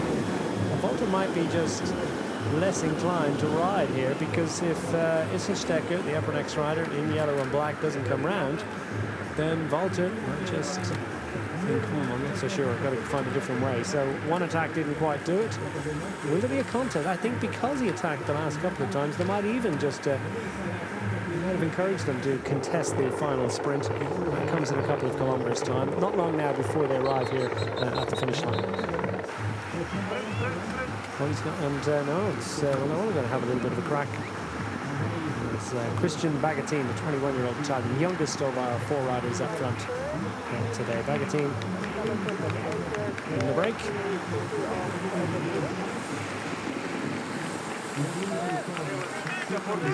And there he goes. He knew that was happening right from the back. I can't believe that was going to happen. I think the world and his wife knew that one, didn't they? And Walter needs to get away, because he clearly hasn't got a huge sprint, so he's just a huge engine, and I think he was making them suffer a little bit on in his wheel up to that point, but he just hasn't got that snap. And if he keeps persevering with this, it could cost 1 or 2 riders their place at the front, but he'll get the message that hasn't worked out just yet. And up to the finish line, by the way, it's the tiniest little bit of a drag, complicated little finale. Well, we're riding into our finishing town. Kazincbarcica.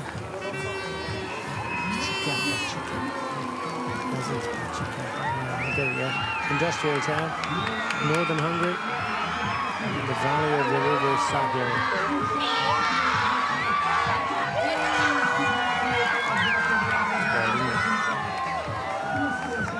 An hour off school, and the shouting screen for that.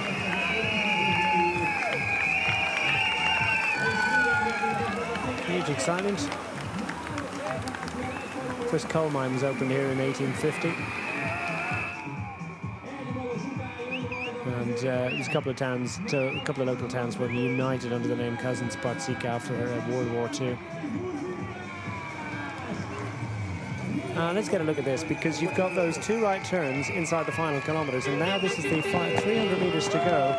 These riders will sweep around that bend. I think if it comes down to the sprint, next time of asking, Walter is going to make a huge investment here, and it's tough to go all the way from that corner. And probably the right approach from Walter, but he doesn't quite have the legs, I think, to hold off, but he's going to get second place points here. I wouldn't be surprised if he attacks after it as well.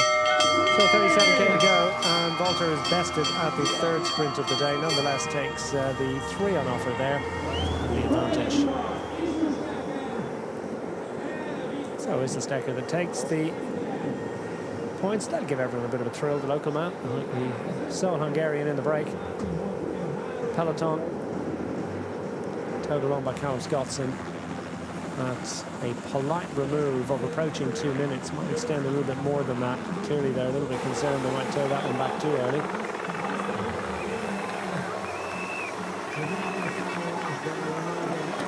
First sight of the complications they have in the finale. And no, it's not Walter that's gone. Giving him a bit of his own medicine. This is Stecker. Has decided to persevere. Walter may be just feeling the pinch. He's been up the road 2nd day in succession, just 22 years of age. Well, the recovery should be good at that age, I suppose, but they are decent hit-outs, aren't they?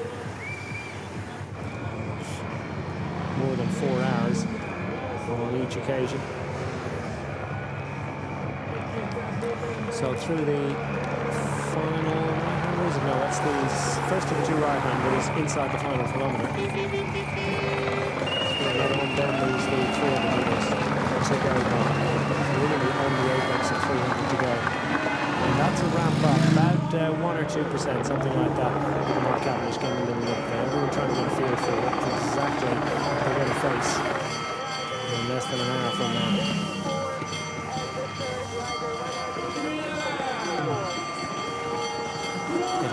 Completely different next time they come around that corner. I'm trying to hoover up as much information as you possibly can, but when it's pell-mell, front to the floor, helter-skelter all the way to the finish line, it's a completely different atmosphere. It will look different, it will feel different to the riders. They won't be able to assimilate, or maybe they will be able to figure out exactly what their surroundings are doing and what they are.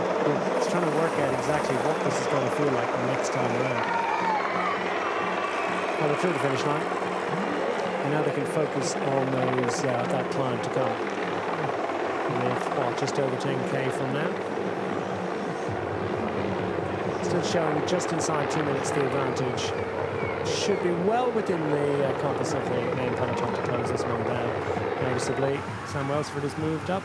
Walter now finds himself, it's a quartet, they put it back together again, so that one's solved, for now at any rate.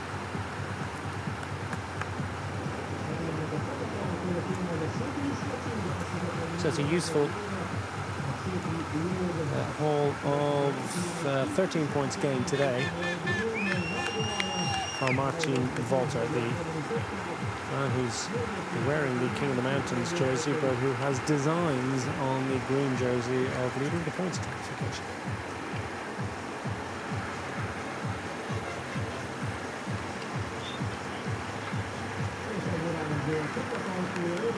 Crowds out the force. And the weather conditions absolutely perfect.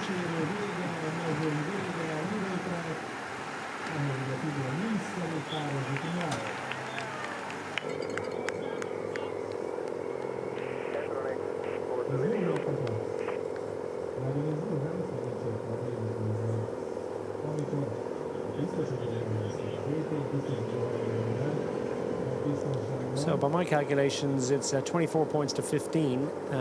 That's Martin Walter against Sam Welsford. And Sammy Quaranta on 12. So basically, if Sam Welsford's in the top 3, I think he hangs on to that jersey. Always, kind of depending on where Sammy Quaranta finishes. He would need to finish at least a couple of places ahead of Sam Welsford if Welsford is in the top 3 in order to take that jersey. I think I more or less have something along that lines. But certainly for Walter, if he's going to wear green tomorrow, he has to hope that Sam Welsford's got his sprinting boots on today. Had them yesterday. Big win for him. I don't think it will have escaped too many people's notice that he was passed over late on for selection for the Border Hansgrohe's starting lineup for Giro d'Italia. Having trained with that in mind and having expected that he'd be heading to Italy. That was a good sign, isn't it, if a rider can pick themselves up from that disappointment and say, well, you know, the response is to say, well, I'll show you, rather than letting the head drop. I think that'll give them great pride. Also be a source of satisfaction for the Border Hansgrohe squad. The management might be wondering if they come out without a stage victory at the end of it. At any rate, job done, solid effort from the breakaway today for Zsolt Isselstecker, who took the maximum points at the final sprint of the day. You might have felt that's the real one to do.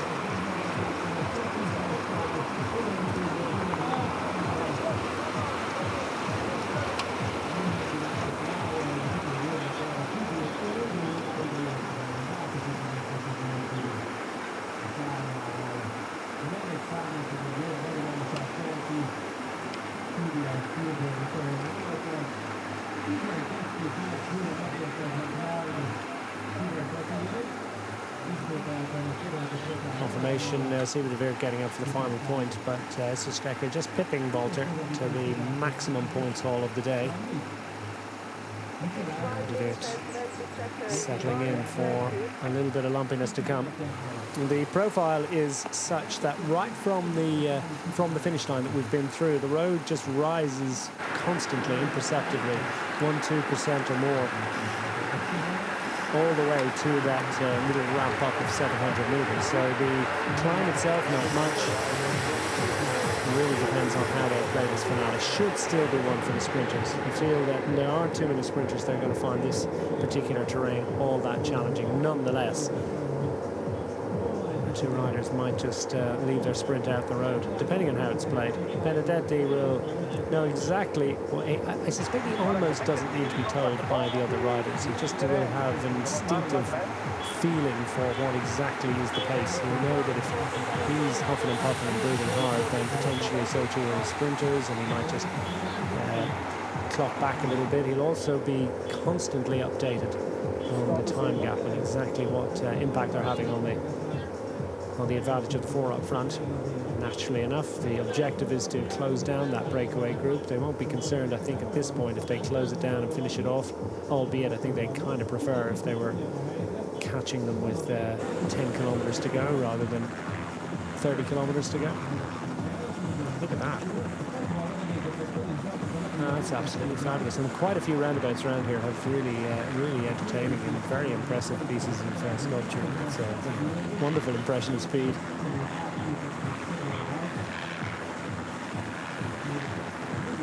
What it's made of.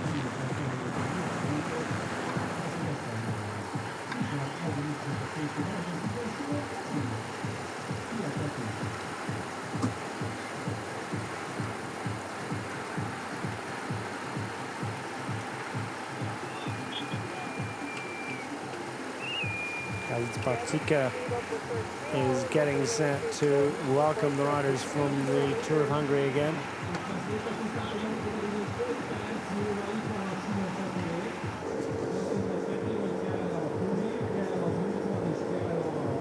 Heading towards the Tardona climb, by the way, a third category climb.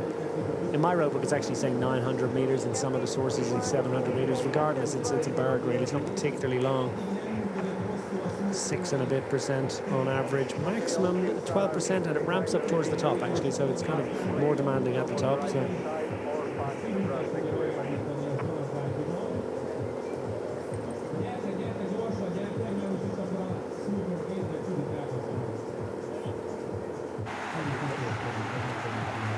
that's what we're doing. And the friendly end of the peloton has one or two sprinters. Of Nicola Bonifacio feeling, number 141 on the left-hand side of your shot. And he has got fellow countryman Samuel Quaranta alongside him. Quaranta will probably want to move up a little bit. Bonifacio's not the likely go-to sprinter for the for the Kartek Vidi Fantini score. That, of course, is Jakub Mareczko's third yesterday. Mareczko's got some good form, not just this week, but also in the history of this event. He's won 3 stages, and he's won into today's finishing town in the past as well. So he knows the finish, knows the vibe around here. He likes racing in this world, in this country, and yeah, great third place finish for him yesterday. Wonder if he can repeat the outcome. It's a slightly complicated finale. With the pocket rocket from Italy with Polish heritage. I'll be grateful for the work of the rider on the front of the peloton right now, who's a Polish rider of Italian heritage.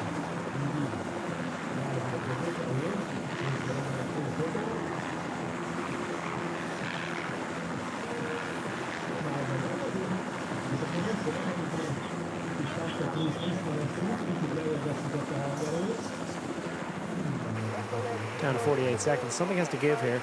I think it's a little bit nerve-wracking, and the person that will be, whose nerves will be most racked potentially, is De Weert, who won the first climb of the day.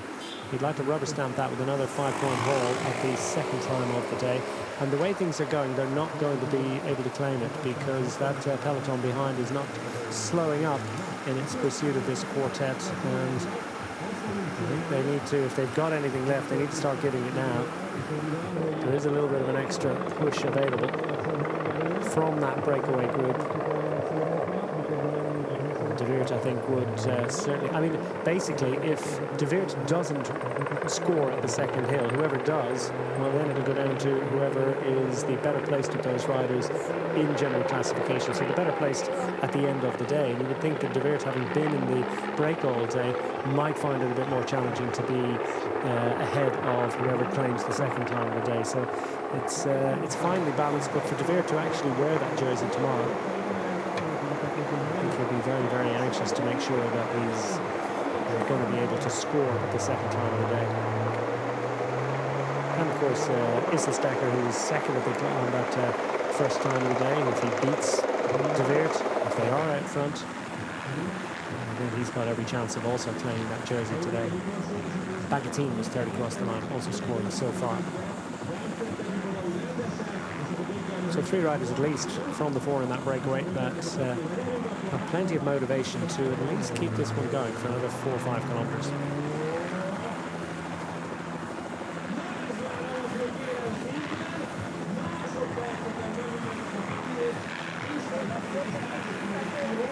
DJ here at the finish line has them rocking, I can tell you. It's a fairly solid rhythm that's being pounded out, both here at the finish line and indeed on the front of that peloton. Adam Scottson.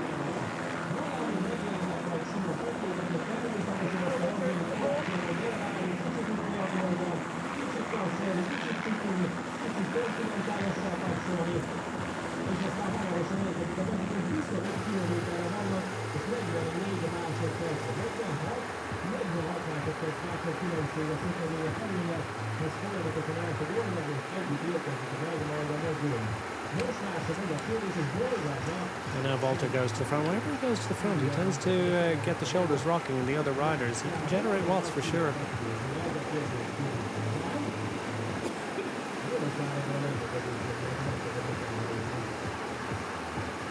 Inside 30 kilometers remaining of stage 2 of the Tour of Hungary, the 45th edition of this race. It traces its heritage and lineage all the way back to the mid-1920s, kind of off and on through its early years into the 30s, a bit more consistency, then obviously stopped for the Second World War years, resumed the post-war era as an amateur bike race. And,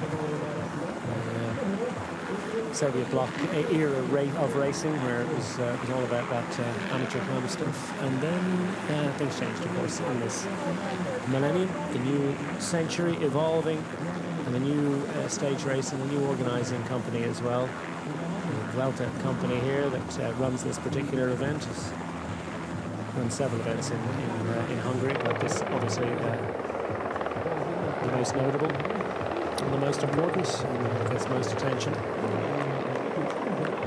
So colour order for the Bora Hansgrohe on the front. Benedetti setting the tempo in the company of Jacob Lula's Carl Scottson. Sam Welsford has tucked himself into the wheel of Emmanuel Buchmann. Buchmann is going to keep himself to the fore and make sure that he's prominent on that climb. And Welsford will work really hard to make sure he's safely in the wheel as well. Tudor Pro Cycling Squad have moved their riders up close to the front. Almost all, but not all of them. Charles Suter at the back. Charles Suter, of course, is a breakaway specialist. I'll be very surprised if we don't see an attack from Charles Suter between now and the end of the week. Hasn't been for the first couple of days of racing action.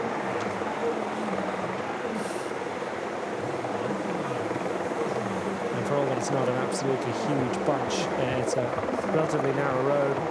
Everyone is aware of what's coming and of the necessity to stay as close to the front as possible. Mark Cavendish in the lineup, the Astana pocket of blue-clad riders there in the middle of the shot, albeit briefly.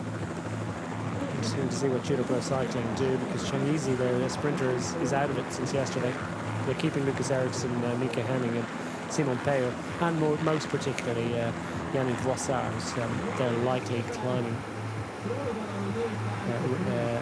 specialist for tomorrow's stage.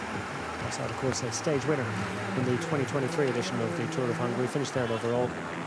Voissart would like to go a couple of places better. Ruling out, he's been on some useful stage racing form of late, with top 10 finishes. Coming down to what, the 45, 50-second advantage, kind of holding steady, just a couple of kilometers to the top of this hill.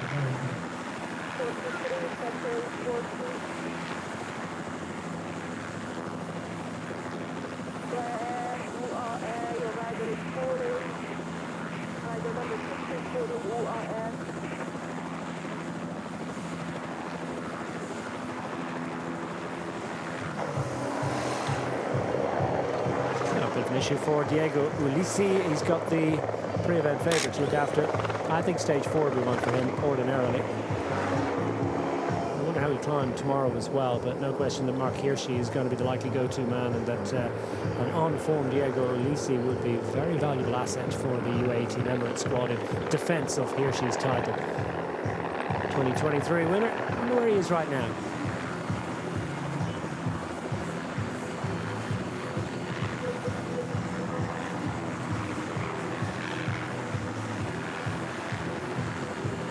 Publicity caravan is back at the finish line, I can tell you, and plenty of other race vehicles and all sorts of excitement.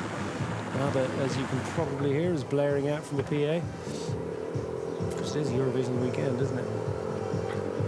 How inspired Lucas Ericsson will be by that.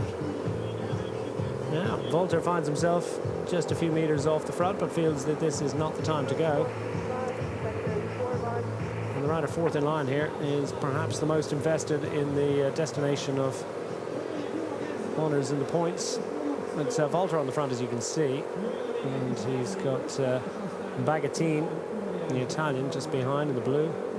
Then Isselstecker, the Hungarian rider, in yellow, and then yellow and white and blue. And Volter he's just sort of dangling off the front. The others starting to get a bit tired. And here's a bit of an ambush. Why not? Bagatin scored at the first climb of the day. Could potentially go into the lead of the climbers classification with a useful investment here. Volter's going to be claimed. And De Weert second will do him here in order to move into the lead and ensure that he's got that jersey to collect. It's pretty much certain at this point that these riders are going to contest those points. It's the leading rider is at any rate. Bagatin. 21 years of age. From Cittiglio. Just about as north in Italy as you can possibly get, in the foothills of the Alps. It's in the Alps, I think, isn't it? The Gran Premio Industria de Marmo in his native Italy in 2023. The 23 race is some renown and importance. Clearly a developing talent, and he's in his first year at the Team MBH Bank. Psaritz at the front of the peloton, so it wouldn't necessarily be a note of climbing talent, but this is not perhaps the most demanding climb that these riders will face this year, not even this week. And it's not even ridden really by the main peloton as a particularly demanding climb. Bagatine is going to work for this one. Timing a run though, here comes De Weert. Is he going to get there in time? Not too far from and this one gets tougher all the way to the line. It's cruel in that regard. Average of 6%, but it gets up north of 10% in the final couple of 100 meters, just when your legs are starting to burn. De Weert might get here, will he? This is going to be fascinating. I think the way things are panning out, De Weert will have the lead of the climbing classification. He would like the maximum points, but he's not going to get them.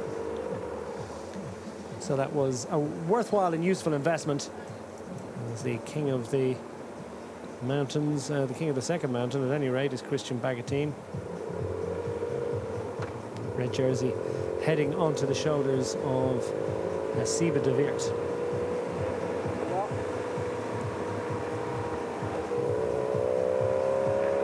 So potentially a couple of jerseys going to this group today.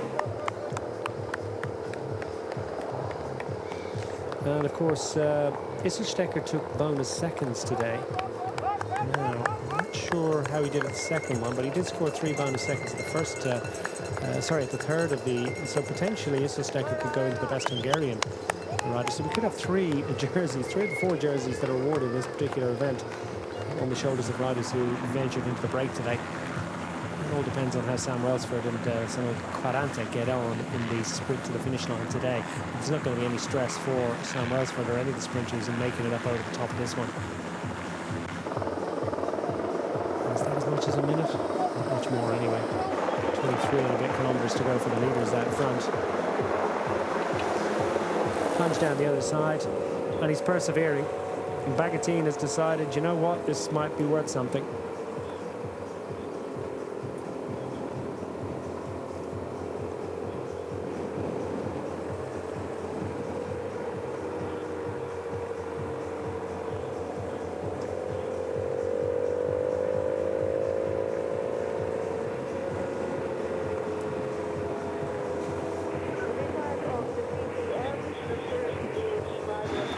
Level race already this season, so for Bagatine it's been a decent hit out. Also the 6th place in another 23 event, 3rd place in Milano Busseto, another national event. So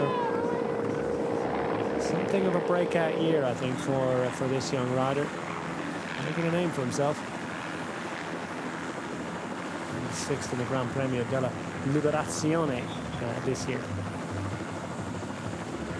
So peppering his palmares with decent results against quality opposition from the ranks of the pretenders to big-time professional contracts. Of course, as a 3rd division rider, it's not really certain what level of income support he's getting. I think most riders at this point get something, but they don't necessarily get a great wage. And riders usually only consider themselves having signed full professional terms when they move up at least into a pro team category, a Division 2 squad, and then the World Tour is the goal always.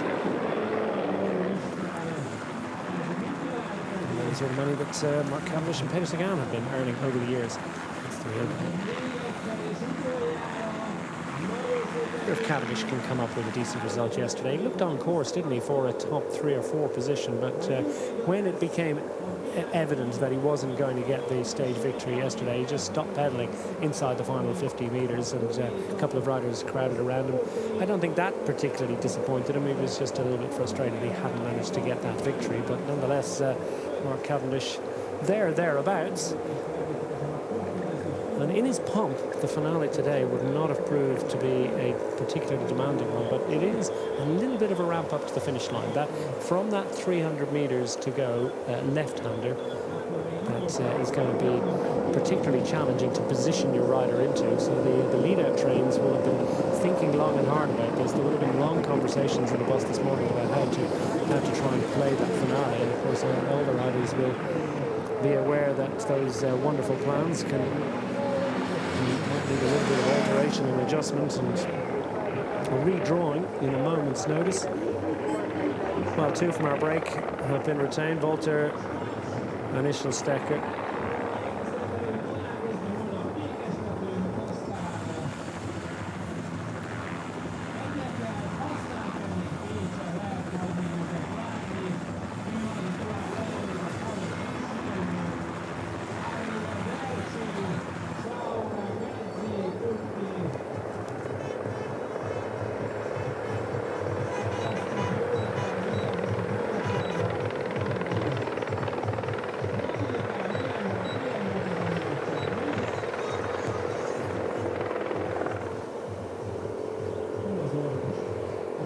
Well, he's still persevering. It's a brave effort here. Down to the final 20 kilometres. And we're down to one rider from our 4 breakaway riders on this, the second stage of the 2024 edition, the 45th, indeed, edition of Tour of Hungary. And we've finally got just one rider, Christian Bagatin, clear of the field very shortly. His former breakaway companion, Siba de Weert, who's going to be claimed by the peloton.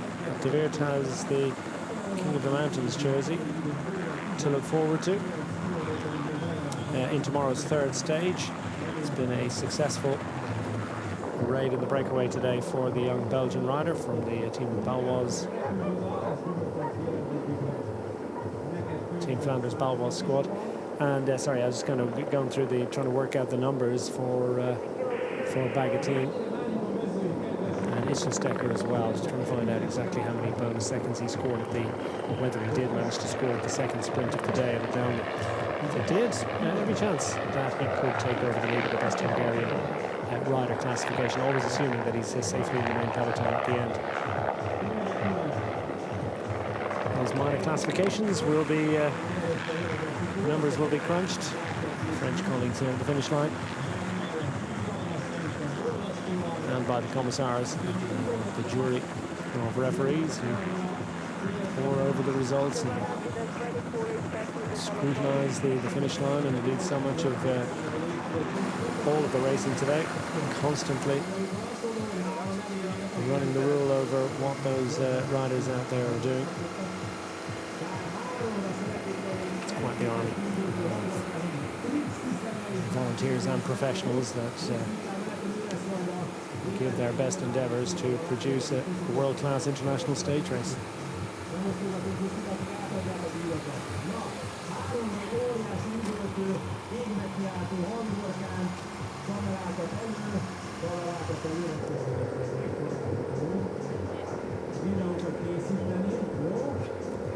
So no stress in the main peloton at the moment. The Ineos Grenadiers squad happy enough to just track the other riders and make sure that they're handily placed.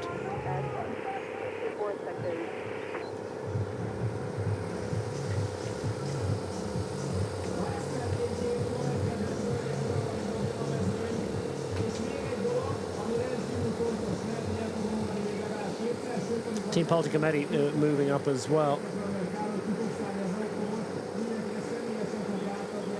Italian riders have Manuel Peñalver. Won't have any problem with the climbs. The Spanish rider, it's an Italian team. Spanish rider Manuel Peñalver was 5th across the line in yesterday's little bun fight.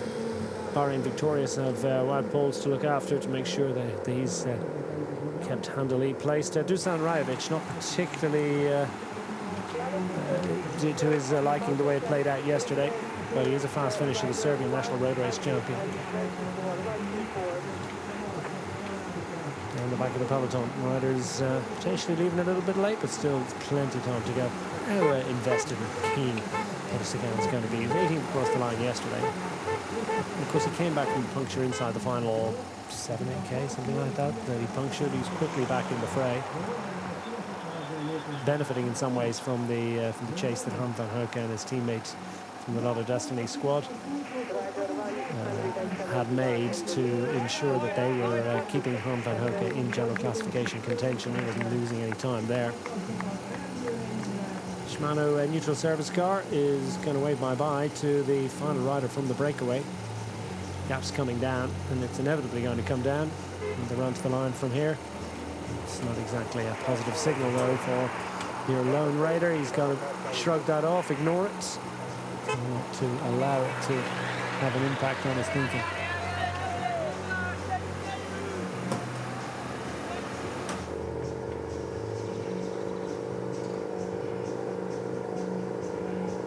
Honours even on this drag. And this is the drag before the drag. This is what I mentioned. This is sort of a slightly spikier and ever so slightly longer climb. And probably something similar to the one that they went over that paid the mountains points. Again, not listed in no particular statistics, but could potentially make a little bit of a demand on one or two of the sprinters. I wonder how Mark Cavendish is feeling. I wonder how Sam Welsford is feeling.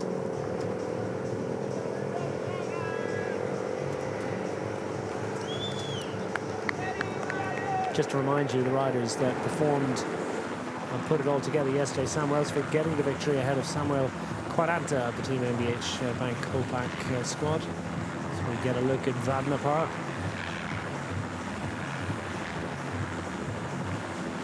Nice type of apartment there, wouldn't it?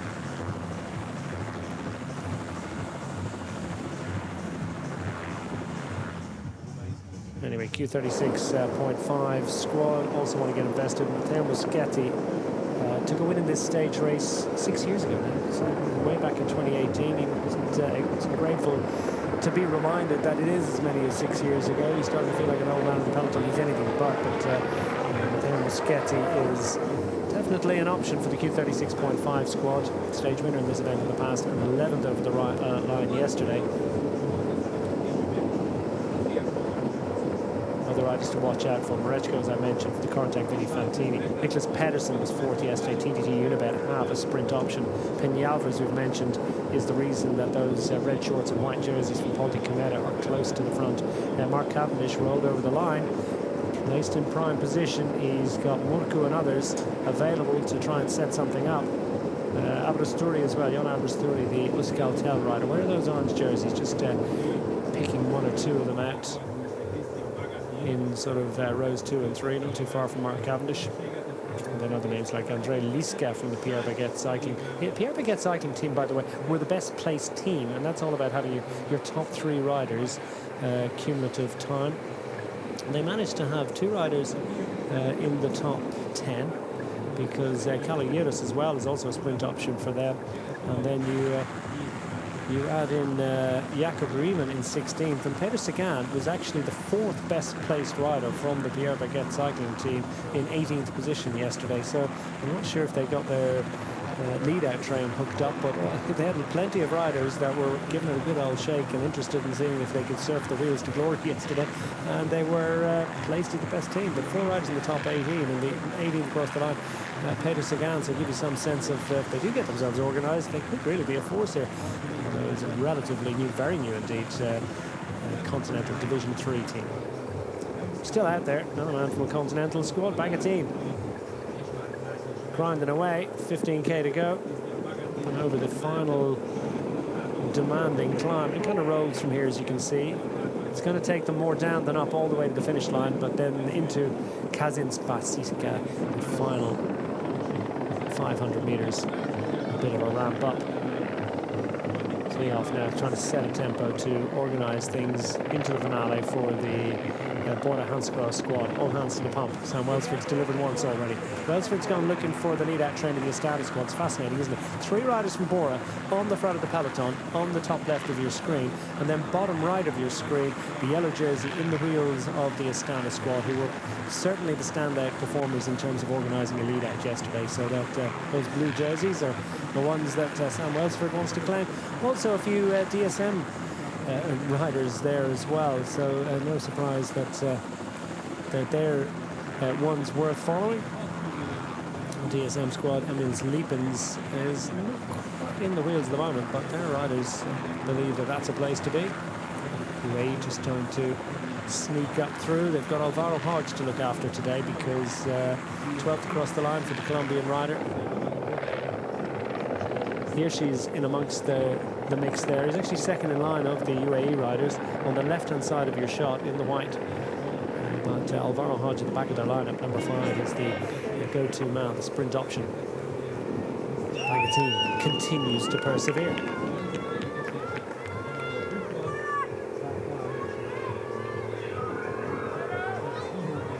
Certainly pulls a face or two, doesn't he? Lest you be in any doubt that this hurts. Christian Bagatine giving you a sense of just how demanding this is. Is it going to be a worthwhile investment? It is already. Last man standing from the break. A jersey to collect.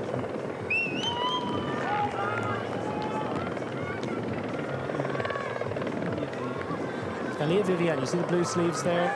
Sorry, the burnt orange jerseys from the Ineos squad, but just those little blue flashes at the end of his sleeves indicating the former European Continental road race champion status of the Italian fast man. Great victorious. got themselves into decent position yesterday, actually, for Dusan Rajovic. On the right-hand side of your shot in the Serbian national champions jersey, the white jersey with the blue and red bands and the red and white shield. Just going out of shot there on the right-hand side. Just back in again. What a handskrive. Own it again on the front. There's the yellow jersey. Well, he's in the pocket. He's probably about halfway down the bunch at the moment. The Stana squad not going to make an early investment here. Not going to move up too early. Advantage coming down to half a minute, and just the natural gravitational pull of the peloton. It's going to drag this man back into the fold. Surely it's not enough. He'd need that amount really with a kilometre to go. Even then it'd be nip and tuck. Don't tell him. He's obviously a strong young rider who I think has got a great shot of signing full professional terms in the next year or two, given the results that he's managed to achieve already in the last couple of years. And there is the baying pack coming through the heat haze. And, shortly to come into sharper focus. The gap. The blink of an eye. The speed that these riders will be going at and are already going at and will be indeed that pace only set to ramp up further. Speeds in excess of 55 kilometers per hour, probably getting up towards the kilometre a minute rate. Still able to exchange the odd word here and there, which suggests that the catch is inevitable, and the setup of the sprint, well, you want to keep as many riders in there as you possibly can, so riders not quite so keen to invest too early. And if you don't do that, you'll see that others will move up around the outside, and the inevitable washing machine effect is going to raise the tempo, raise the anxiety levels. Team Kilometer in the center of your shot. Behind, move their riders up, and Yalva again to watch out for. 5th over the line yesterday. To remind ourselves of some of the sprinters to watch out for. Naturally enough, Sam Welsford, the victor on yesterday's first stage, and in yellow, would very much like to double up and make it a 5th victory of the season. Well, he'll have to hold off the likes of Samuel Caranta. Can he repeat the alchemy? Well, he's been no doubt greatly inspired by the performance of his teammate Christian Bagatine out front for so much of the day. Approaching the final 10 kilometres on this, the second stage of the Tour of Hungary. It's building up and boiling up nicely to be the crescendo finish for the sprinters once more.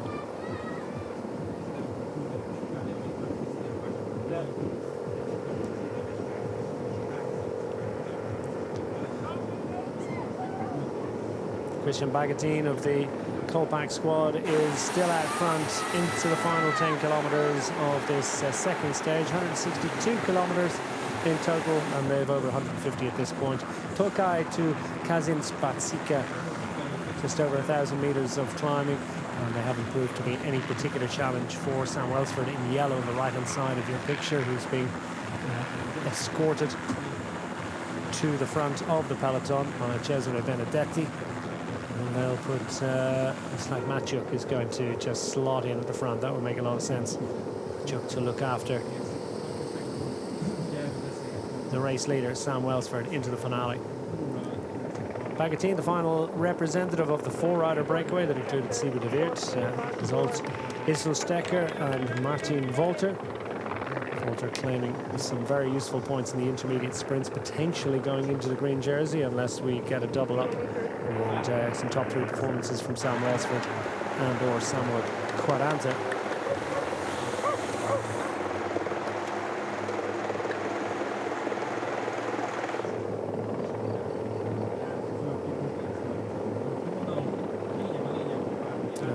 De Weert as well, of course. Sibu de Weert is likely, well, he's absolutely definitely going into the lead of the King of the Mountains category. Number 21 is a rider to watch out for, Dylan Groenewegen. 13th across the line yesterday, not really what he had in mind. He'd like something a little bit more impressive than that. He knows what it's like to taste glory into this particular finishing town. Kazins Barsika has been good to him in the past. we get a repeat of the alchemy from 2022 delivered by the Flying Dutchman.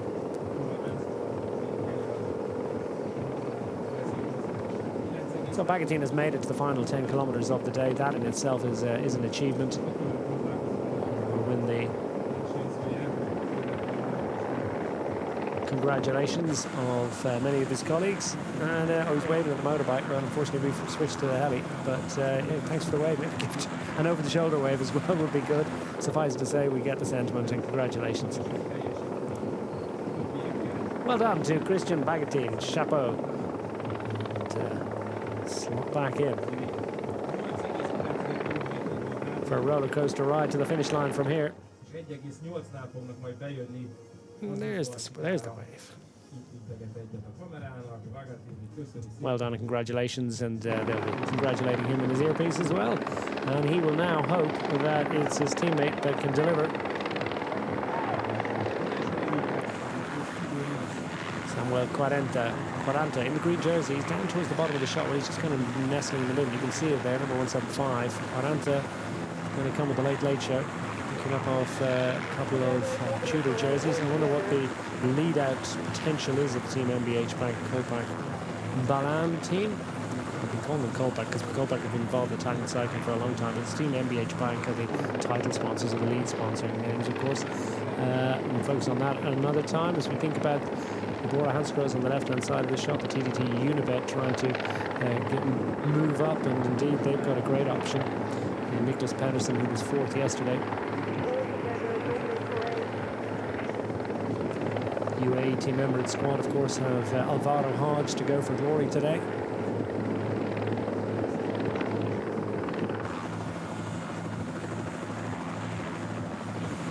Inside 8 to go, 5 miles.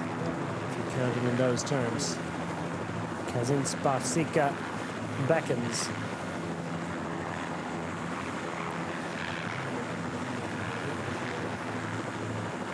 For speed. Quick reminder of the nature of this finale. It is a complicated enough looking final run to the line. As Jacobo Mosca hits the front for the Lidl Trek squad. Wonder what they have planned today to look after Thibaut Nace at a minimum, I would have thought. I wonder if Nace would be minded to go up for the sprint today. He's got a fast kick. But yeah, just to remind you, the finale will blast down through kilometres 3 and 2 and into and under the kite. 1 kilometre to go. There's a hard right-hander and then another right-hander with 500 metres remaining. And then we've got the final left-hander with 300 metres of the day to go, and that's will lead us up that 1-2% ramp. So 3 tough bends, 2 right-handers and a left-hander inside that final kilometre. Third and final of those, the left-hander with 300 metres to go. That's what's in prospect. Bahrain victorious, hard right. Hard left, you've got the Lidl Trek squad. Ineos Grenadiers and those burnt orange jerseys on the right hand side of your shot have Elia Viviani lining up for glory today. Jacob Lula trying to propel Dylan Groenewegen. Alvaro Hodge nestling in the wheels of his UAE Team Emirates teammates, and Mark Cavendish is propelled to the front neatly as the Astana squad take command, and they'll try and get things organised now as they put Gazzole on the front. Case Ball is set to be potentially the final lead-out man, but it's usually Morco. Morco is, as you can see, number 75. He's just behind Cavendish. Cavendish in the white helmet. His teammates, the rest of his teammates, in those blue helmets. That's useful. The Astana squad to give us that extra identifier. Right-hand side of his shot, Lidl Trek. Oh, and riders coming to... Oh, and that's Dusan Rajovic. And, well, that looks a bit painful as the Bahrain Victorious squad just looks just plain sore. And let's hope that he hasn't picked up any lingering after effects of that. He really is in a bit of discomfort there. Is it a wrist? Is it a shoulder?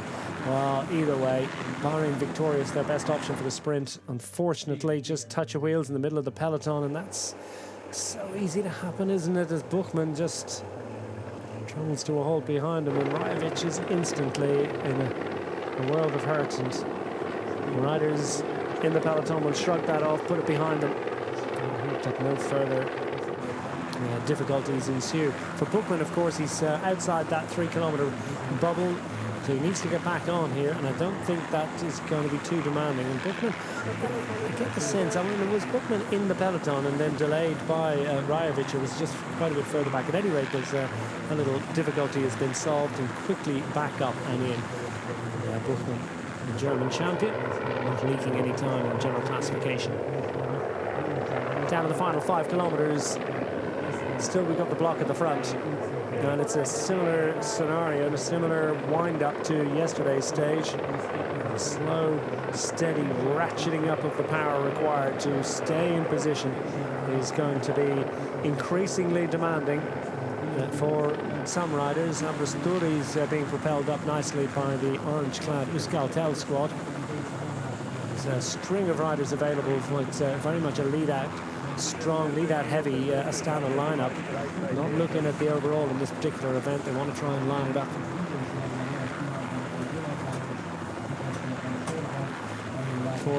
For a sprint option today. Just trying to pick out a couple of other names. Q36.5s are also moving up. They have Moschetti, just one rider available for him at the moment. And Abrasturi has 2 riders in front of him for the Euskaltel squads. They just squeeze out those riders from the Q36.5. Howson's back in the pocket, one of 2 former winners of this event in the lineup. And the other one is Mark Hirschi, who's handily placed just close to the front, number 1 in the centre of your shot at the moment, the Swiss National Road Race champion, sitting on the tail of Eric Vetter from the Polti Cometa squad. And Jalver will be thereabouts. Where is Ben Jalver? He hasn't made his appearance just yet for the Polti Cometas. We'll try and go. Yeah, I can see him now. He's actually going looking for the Astanas. And he's toe-to-toe, in actual fact, with the Corte Vini Fantini, so trying to get it organised for Jakub Mareczko, another man who loves his racing in this part of the world. Ineos Grenadiers winding it up on the front. Inside 4 kilometres remaining. Stana's sitting pretty and feeling pretty content about it, as indeed are the Euskaltels and the Q36.5s. Polti Cometa trying to rev it up nicely. Alessandro Covi on the front for the U18 member of the squad. Further back, well, where's Alvaro Hodge? But he too is also, he's shoulder to shoulder with Sam Welsford, yesterday's stage winner, and they've decided that the lead out to follow is going to be the Astana squad, that they don't necessarily have the firepower in their own team, and they would prefer to see if they can just maybe pick up on the coattails of another squad. Here she just trying to fight for a bit of room. They don't give each other much room. It's incredible how closely they run together, isn't it? That check at the back of the Lidl Trek lineup. Just behind him, in actual fact, is Thibaut Nace. At the back of their lineup is Giacomo Mosca. Mosca, I think, is just locking that one out. Thibaut Nace is a protected rider. So the Lidl Trek squad in a handy position at the front. A little ramp up to the finish line might suit Thibaut Nace, not an out-and-out sprinter, but in this kind of company, a decent and impressive result in prospect. Welsford looks good at the moment. He's sitting on the coattail of the lead-out train for Mark Cavendish. It's a big investment to try and stay in position for the Euskaltel squad. They're down a rider, and it's just one available for Abrasturi. It's all getting kind of busy. It's winding up at the front as the road widens, and riders that were further back, second, third, and fourth rows, try to take the opportunity to move up and in. You've got to take your life in your hands here and really just make a bold decision to try and step it up. Good work done by the Q36.5s that have moved up into the centre of the shot, but will Moschetti be able to handle this kind of pace? He's handily placed. He's still got that rider available, and he's actually just leapt ahead, and he's going to try and pick up on the coattails of the Team Jenko Alula squad. Inside 2 kilometres remaining. And still it's Astana that own it on the front. Big Gleb Sorica sets it up and starts winding it up to the line from here. The Lidl Trek squad have Mosca to try and go for glory. Feline can sprint a bit as well. I wonder who they'll go for today. But at any rate, there's no doubt about it. It's Sorica is a fine sprinter in his own right. He's putting the cat among the pigeons here. He's really stretching it thin. 1,300 metres remaining. When we hit the kite, remember, we've got a series, and we've got two right-handers in quick succession, followed by a left-hander with 300 metres remaining. A late show attack here from the Lot of Destiny squad, or is it an early lead out, or what is it entirely? But Jarne van der Paar will be hoping that this all plays out to his benefit as we're under the kite. Less than 1,000 metres remaining on stage 2 of the Tour of Hungary. Another right-hander in prospect for Lot of Destiny, retaining the lead. Jarne van der Paar hoping for glory today for the Belgian registered team. And van der Paar sitting pretty as here come the train from the Astana squad on the left-hand side. Mark Cavendish third in line. He's got Sam Welsford right behind. Where are the Jaco Alunas? Are they going to be able to nudge their way into position? It's all pretty busy in there. Sam Welsford got muscled out of that one. The yellow jersey will be disappointed about that, but Mark Cavendish is in fine position here. He's got Murko available and about to launch off the wheel of Case Ball. It's a perfect train heading down to the final left-hander. It's 2 in front of Mark Cavendish as we've just got 1 turn left, and it's Michael Murko that will be setting up now as he comes off the wheel of Case Ball. It's a 1, 2, 3 for the line, and here comes Moschetti with a run. Matteo Moschetti comes Groenewegen in with a run as well. Will Cavendish be able to get over? Here comes Dylan Groenewegen. Groenewegen to the right from here. Dylan Groenewegen against Mark Cavendish. Cavendish runs down. Cavendish gets it. Cavendish gets the glory in Tour of Hungary. And what is that going to mean to him? An absolutely stunning finale and a fantastic delivery by Mark Cavendish as he gets to the finish line and gets that runaway to success for the Astana squad. And what about that for an absolutely perfect leader? And Dylan Groenewegen looked as if he was coming off the wheel of Mark Cavendish to the line. But the congratulations are going to the Manx missile, who was delivered at the back of an absolutely textbook finale for the Astana squad. Well, he's straight back looking for teammates here. It couldn't have gone better. And yesterday he coasted to the line, but today he's smiling. And Mark Cavendish, I didn't think he was going to make it, but foolish of me to doubt him for a moment, because he just timed that one to absolute perfection. He had the benefit of a world-class lead-out. Case Ball, followed by Murko, and then Cavendish took a line from there, and Dylan Groenewegen looked as if he was in the box seat. He fought long and hard for that one. Groenewegen fighting with Sam Welsford into the right-hander with 500 metres remaining. And he got the wheel he wanted. 4th position for Dylan Groenewegen. Matteo Moschetti looked pretty handily placed as well. It was looking good for the Q36.5 man, as well as Elia Viviani made a huge effort as well to move up through the final turn. 1, 2, 3 for the Astana squad. Case Ball to move across and present Michael Murko with the final lead out for Mark Cavendish. Cavendish moves across to the left in front of Matteo Moschetti, coming with a run on the right-hand side. Well, actually, it looked great at this point, didn't it, for Dylan Groenewegen, and Abrasturi gets up for 3rd on the line, but it was no doubt about the man that got the victory. It was the Manx missile, Mark Cavendish, getting the win.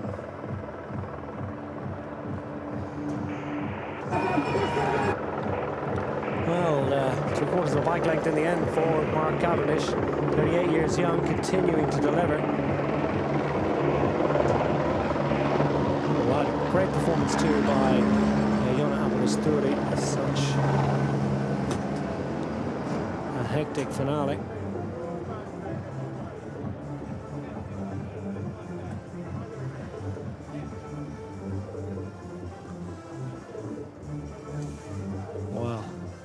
We rule him out at our peril. You know, he's had tough couple of months. It didn't look as if the form was really coming. And you wondered whether this was just a season too far. But at 38 years young, a man from Douglas in the Isle of Man, 24 stage victories in the Tour de France, 17 stage victories in the Giro d'Italia, he's got the World Championship and Milan San Remo. 2 points classifications in the Tour de France. We can add a sensational stage success in the Tour of Hungary.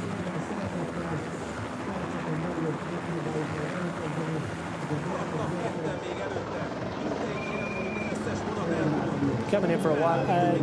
Sam Welsford, the erstwhile yellow jersey. Will we see a change in the general classification? I think we will. I think always. Certainly in the final right-hander, before we came to the final left-hander, if you understand, with 500 metres to go, Sam Welsford got into a proper little bun fight, shoulder-to-shoulder match with Dylan Groenewegen. He didn't win that one, and he's kind of pulled out of it, and I think just rolled to the line from there.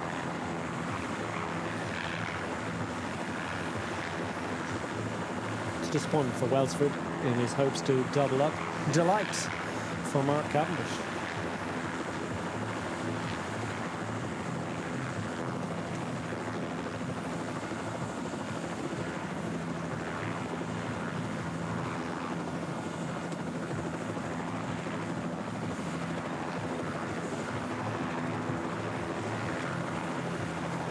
Wait for full confirmation of the finishing order. No doubt about the first three across the line. It was Cavendish, Groenewegen, Aberysturi.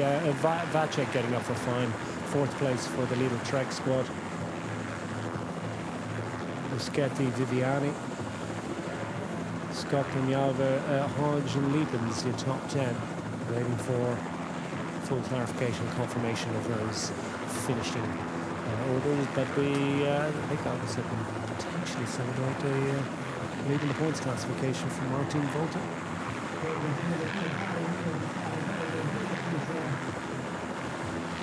All to be confirmed. Breathless stuff. And I did say earlier that in his pump, that was the kind of finish that suited Cavendish. A slight little ramp up. His compact stature. Benefit in that particular scenario, but he launched from the line, and you know, for all that they had three coming around the final corner, Munko didn't actually, because of such a sensationally fantastic lead out by Case Ball. Munko wasn't in front of Cavendish for very long, but of course his presence did offer a little bit of an aerodynamic assistance. I think we've caught up with Mark Cavendish now. Let's hopefully grab a few words. There's confirmation of the finishing order. Cavendish ahead of Groenewegen, Aberysturi, Vacek, Muschetti, Viviani, Scott, Penjalver, Hodge and Liepens. Top 10 on the day, and very shortly you can hear from Mark Cavendish. He's dusted himself down, and he's had a moment to consider the impact of this wonderful success, this latest success in a career that keeps on giving. Congratulations, you had the second victory here in Hungary, the first in the Tour de Hongrie.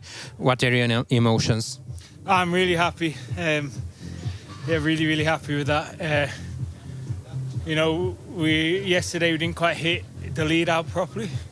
Like, it was super good. Everyone committed 100% yesterday.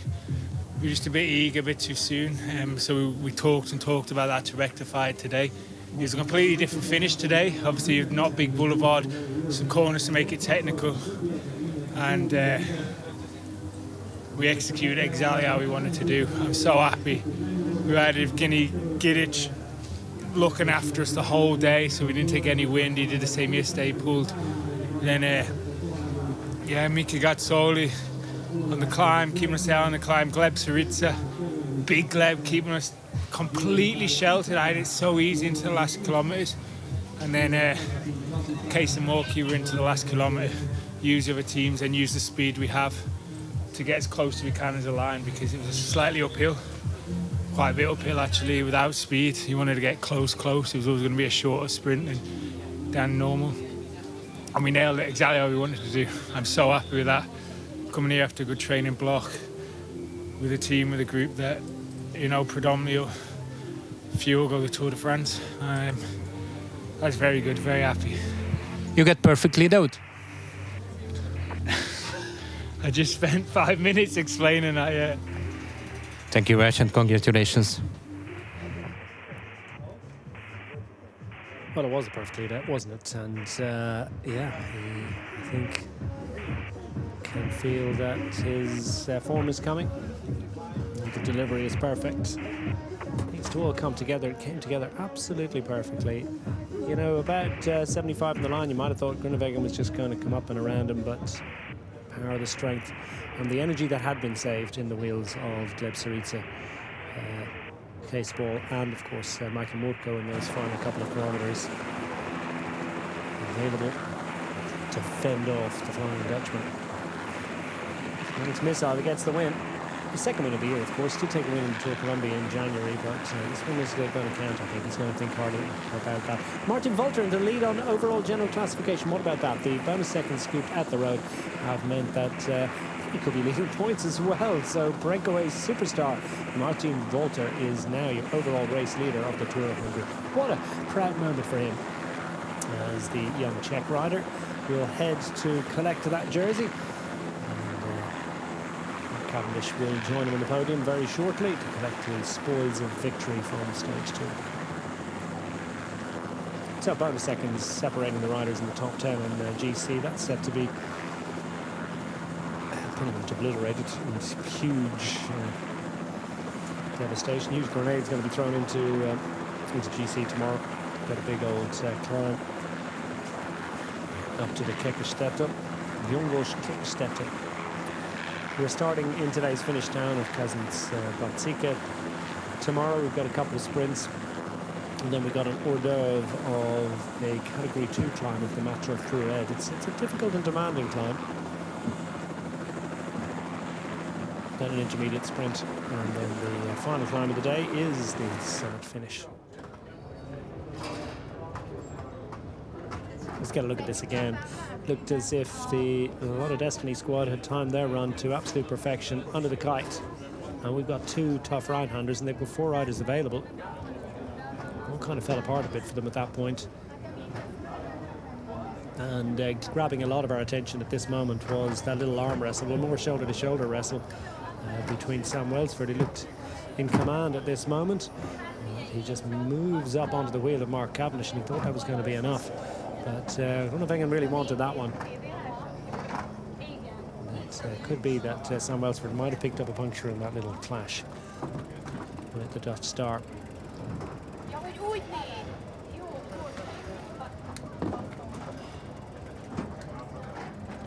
Into the final right-hander. 1, 2, 3 was in prospect. And Case Ball took them all the way to, what, about 200 to go. Murku had the lead, but just for a matter of moments. Cavendish knew that he needed to launch. He launched relatively early. Roundabout looked good.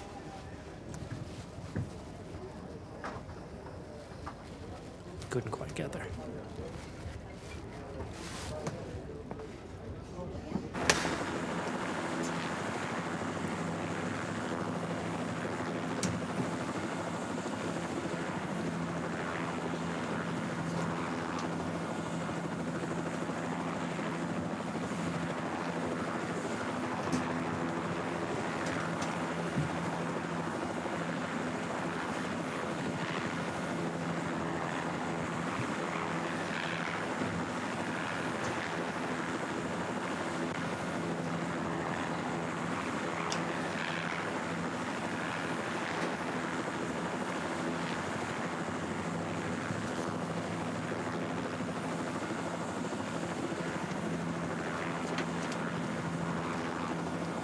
So just waiting diligently and patiently for the arrival of the riders at the winner's podium, which is just set up behind me here, just 100 meters or so from the finish line.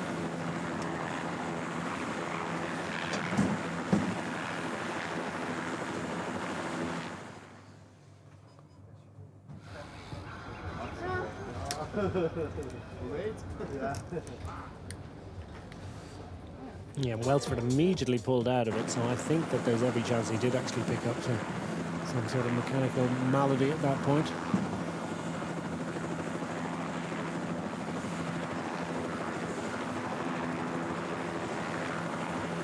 Looked good, didn't it? Into the final turn.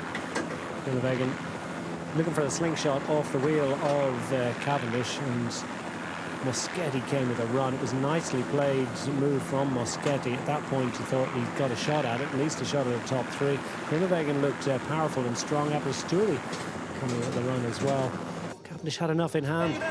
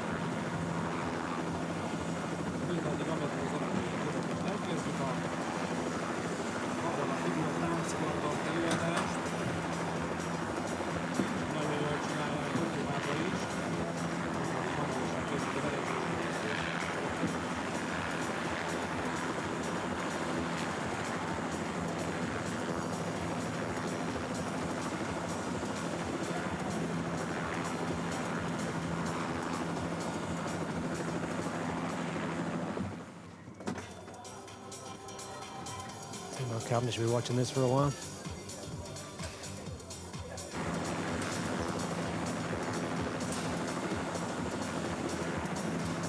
Disappointment for Welsford, who from Vacek and Aberysturi, they've a lot of ground to make up from this point. Indeed, Aberysturi around the outside. A big first sprint, didn't he? Up into 300 metres to go, and then ladder in orange. With a late run.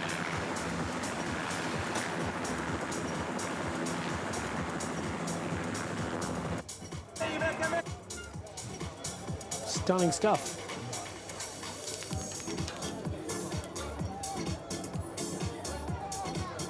He mentioned the Tour de France in his interview, didn't he? Mark Cavendish should rule it out right now. Second win of the season, following on from that win in the Tour of Colombia at the start of the year. It's against pretty strong opposition in the sprint, so I think this will give him greater satisfaction up against the likes of Groenewegen. And just the sweetness of the lead out. I mean, absolutely everything about it worked out perfectly. It often needs to be the case in order to secure a victory at this level, but it was just the fact that Cavendish really does thrive when the team are all around him and all firing in synchronicity. He's just blossoms. He gets himself into a state where he then can really convert that race-winning position.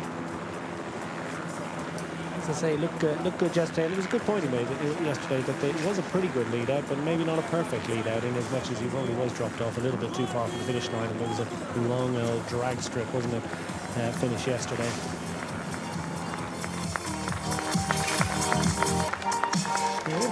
We are seeing the man getting the yellow jersey, the new overall race leader. Martin Walter.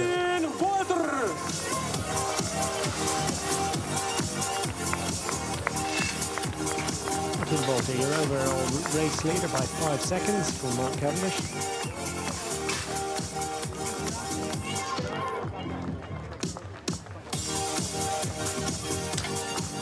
És akkor egy közös fotó.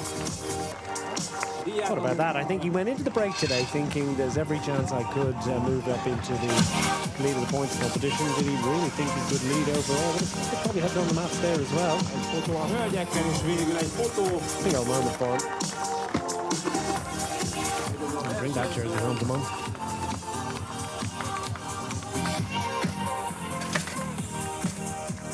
Még egyszer nagy tapsot szeretnék kérni Martin Walternek!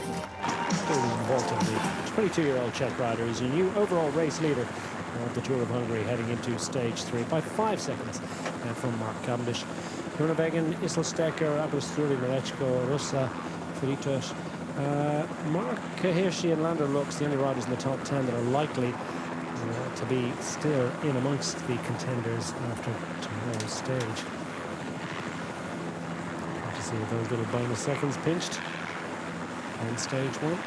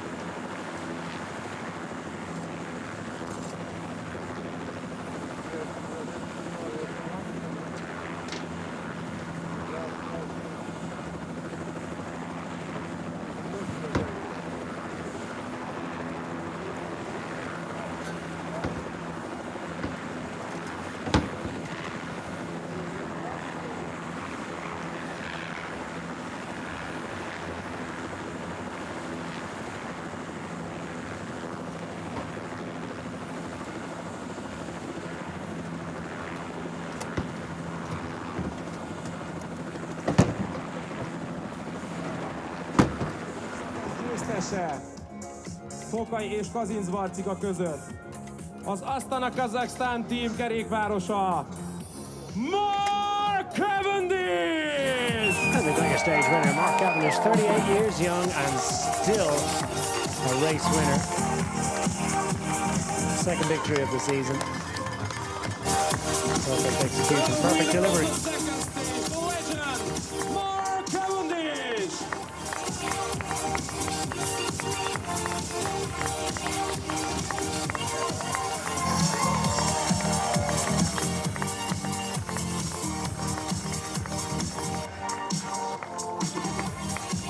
Signs of a return to form, weren't there, in the Tour of Turkey a couple of weeks ago. That stage 7 run into Izmir, just but for a mechanical. Would have been fascinating to see what position he would have finished in.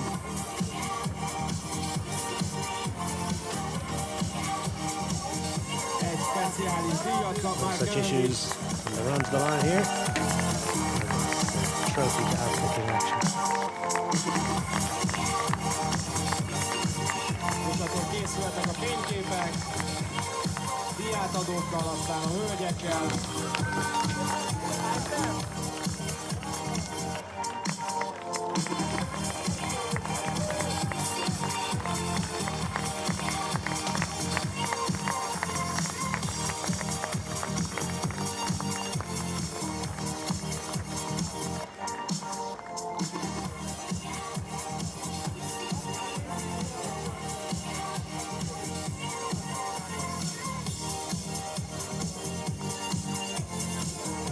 Még egyszer nagy tapsot, hölgyek, urak, Mark Cavendishnek!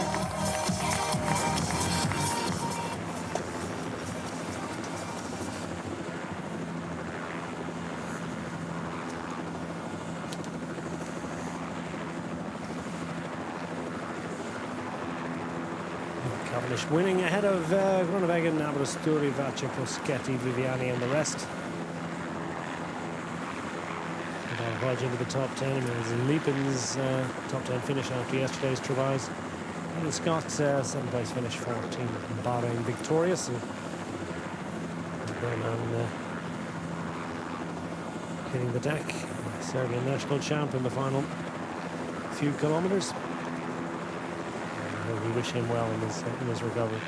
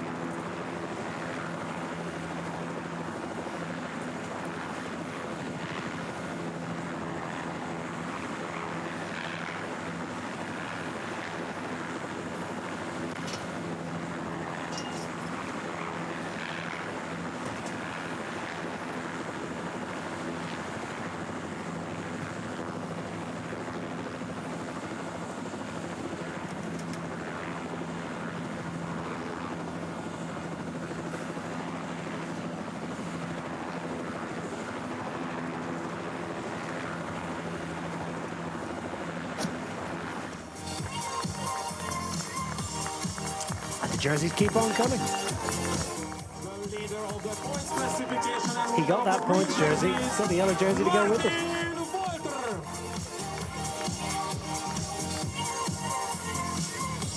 What a day out for the young Czech rider from the Pierre Baguette squad. Slovakian registered continental team that has got everyone talking this week with their acquisition of Peter Sagan. Got more stuffed toys to add to the collection.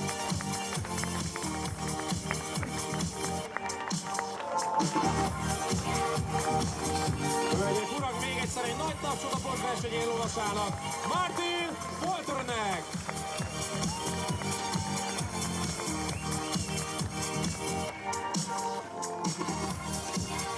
Köszönjük szépen!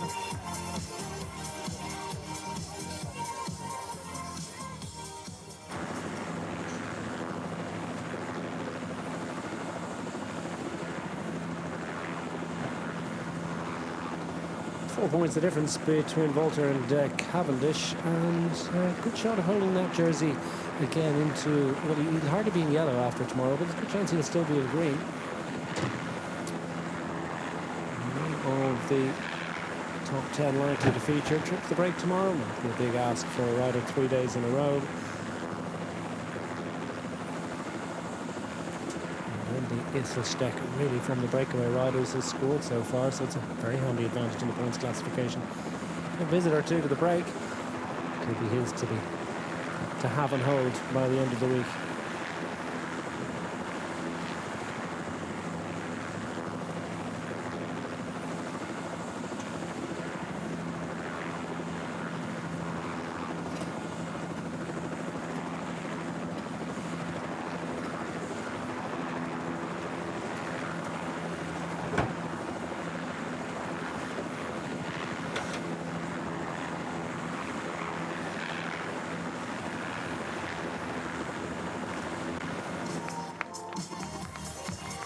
And your leader of the climbing classification. The leader of the mountains classification and the winner of the red jerseys, Siva de Beard. I think the breakaway, I wonder have they got all 4 jerseys? That doesn't often happen, does it? That we'll have to find out. The bit of cliffhanger really is on who's going to end up getting the best Hungarian rider classification. But De Weert, Siva de Weert, the young Belgian rider, first-year professional. The Team Flanders Balois squad claimed enough points to move into the lead. The climbing classification again, tough one for him to hold on to. We've got Cat 1 climb at the end of tomorrow. We've got a Cat 2 climb ahead of that. He might fancy going into the break though. It might be just enough to keep him in contention. Siva de Weert. Strong performance from him today. A jersey to wear for tomorrow.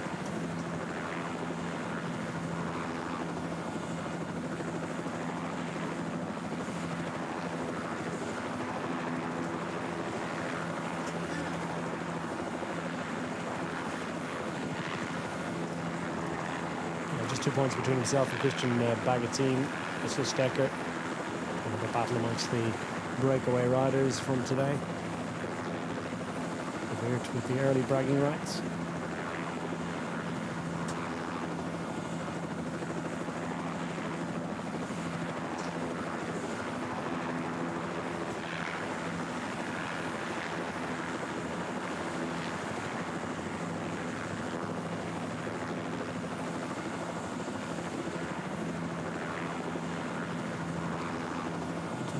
Jersey left to distribute. Who's going to get it?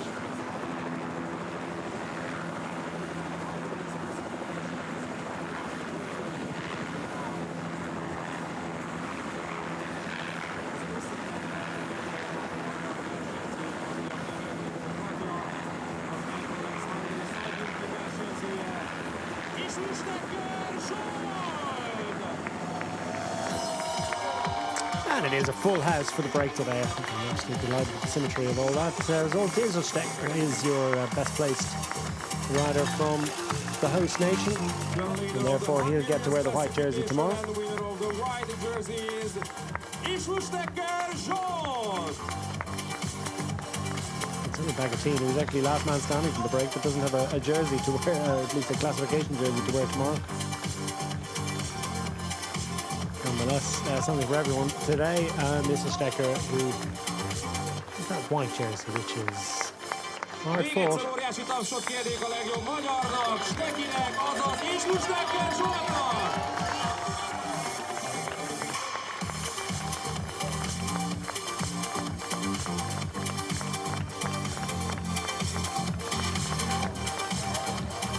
Gratulálunk! Köszönjük szépen!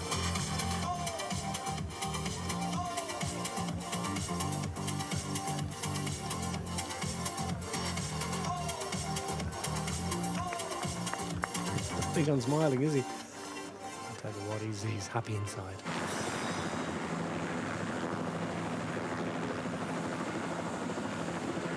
Result Isselstecker by the scant margin of just 1 second is now ahead of Balázs Russa, who wore the jersey yesterday. Militas also in the break. Singles second in arrears. And that classification likely to be upended by the summit finish that's coming tomorrow.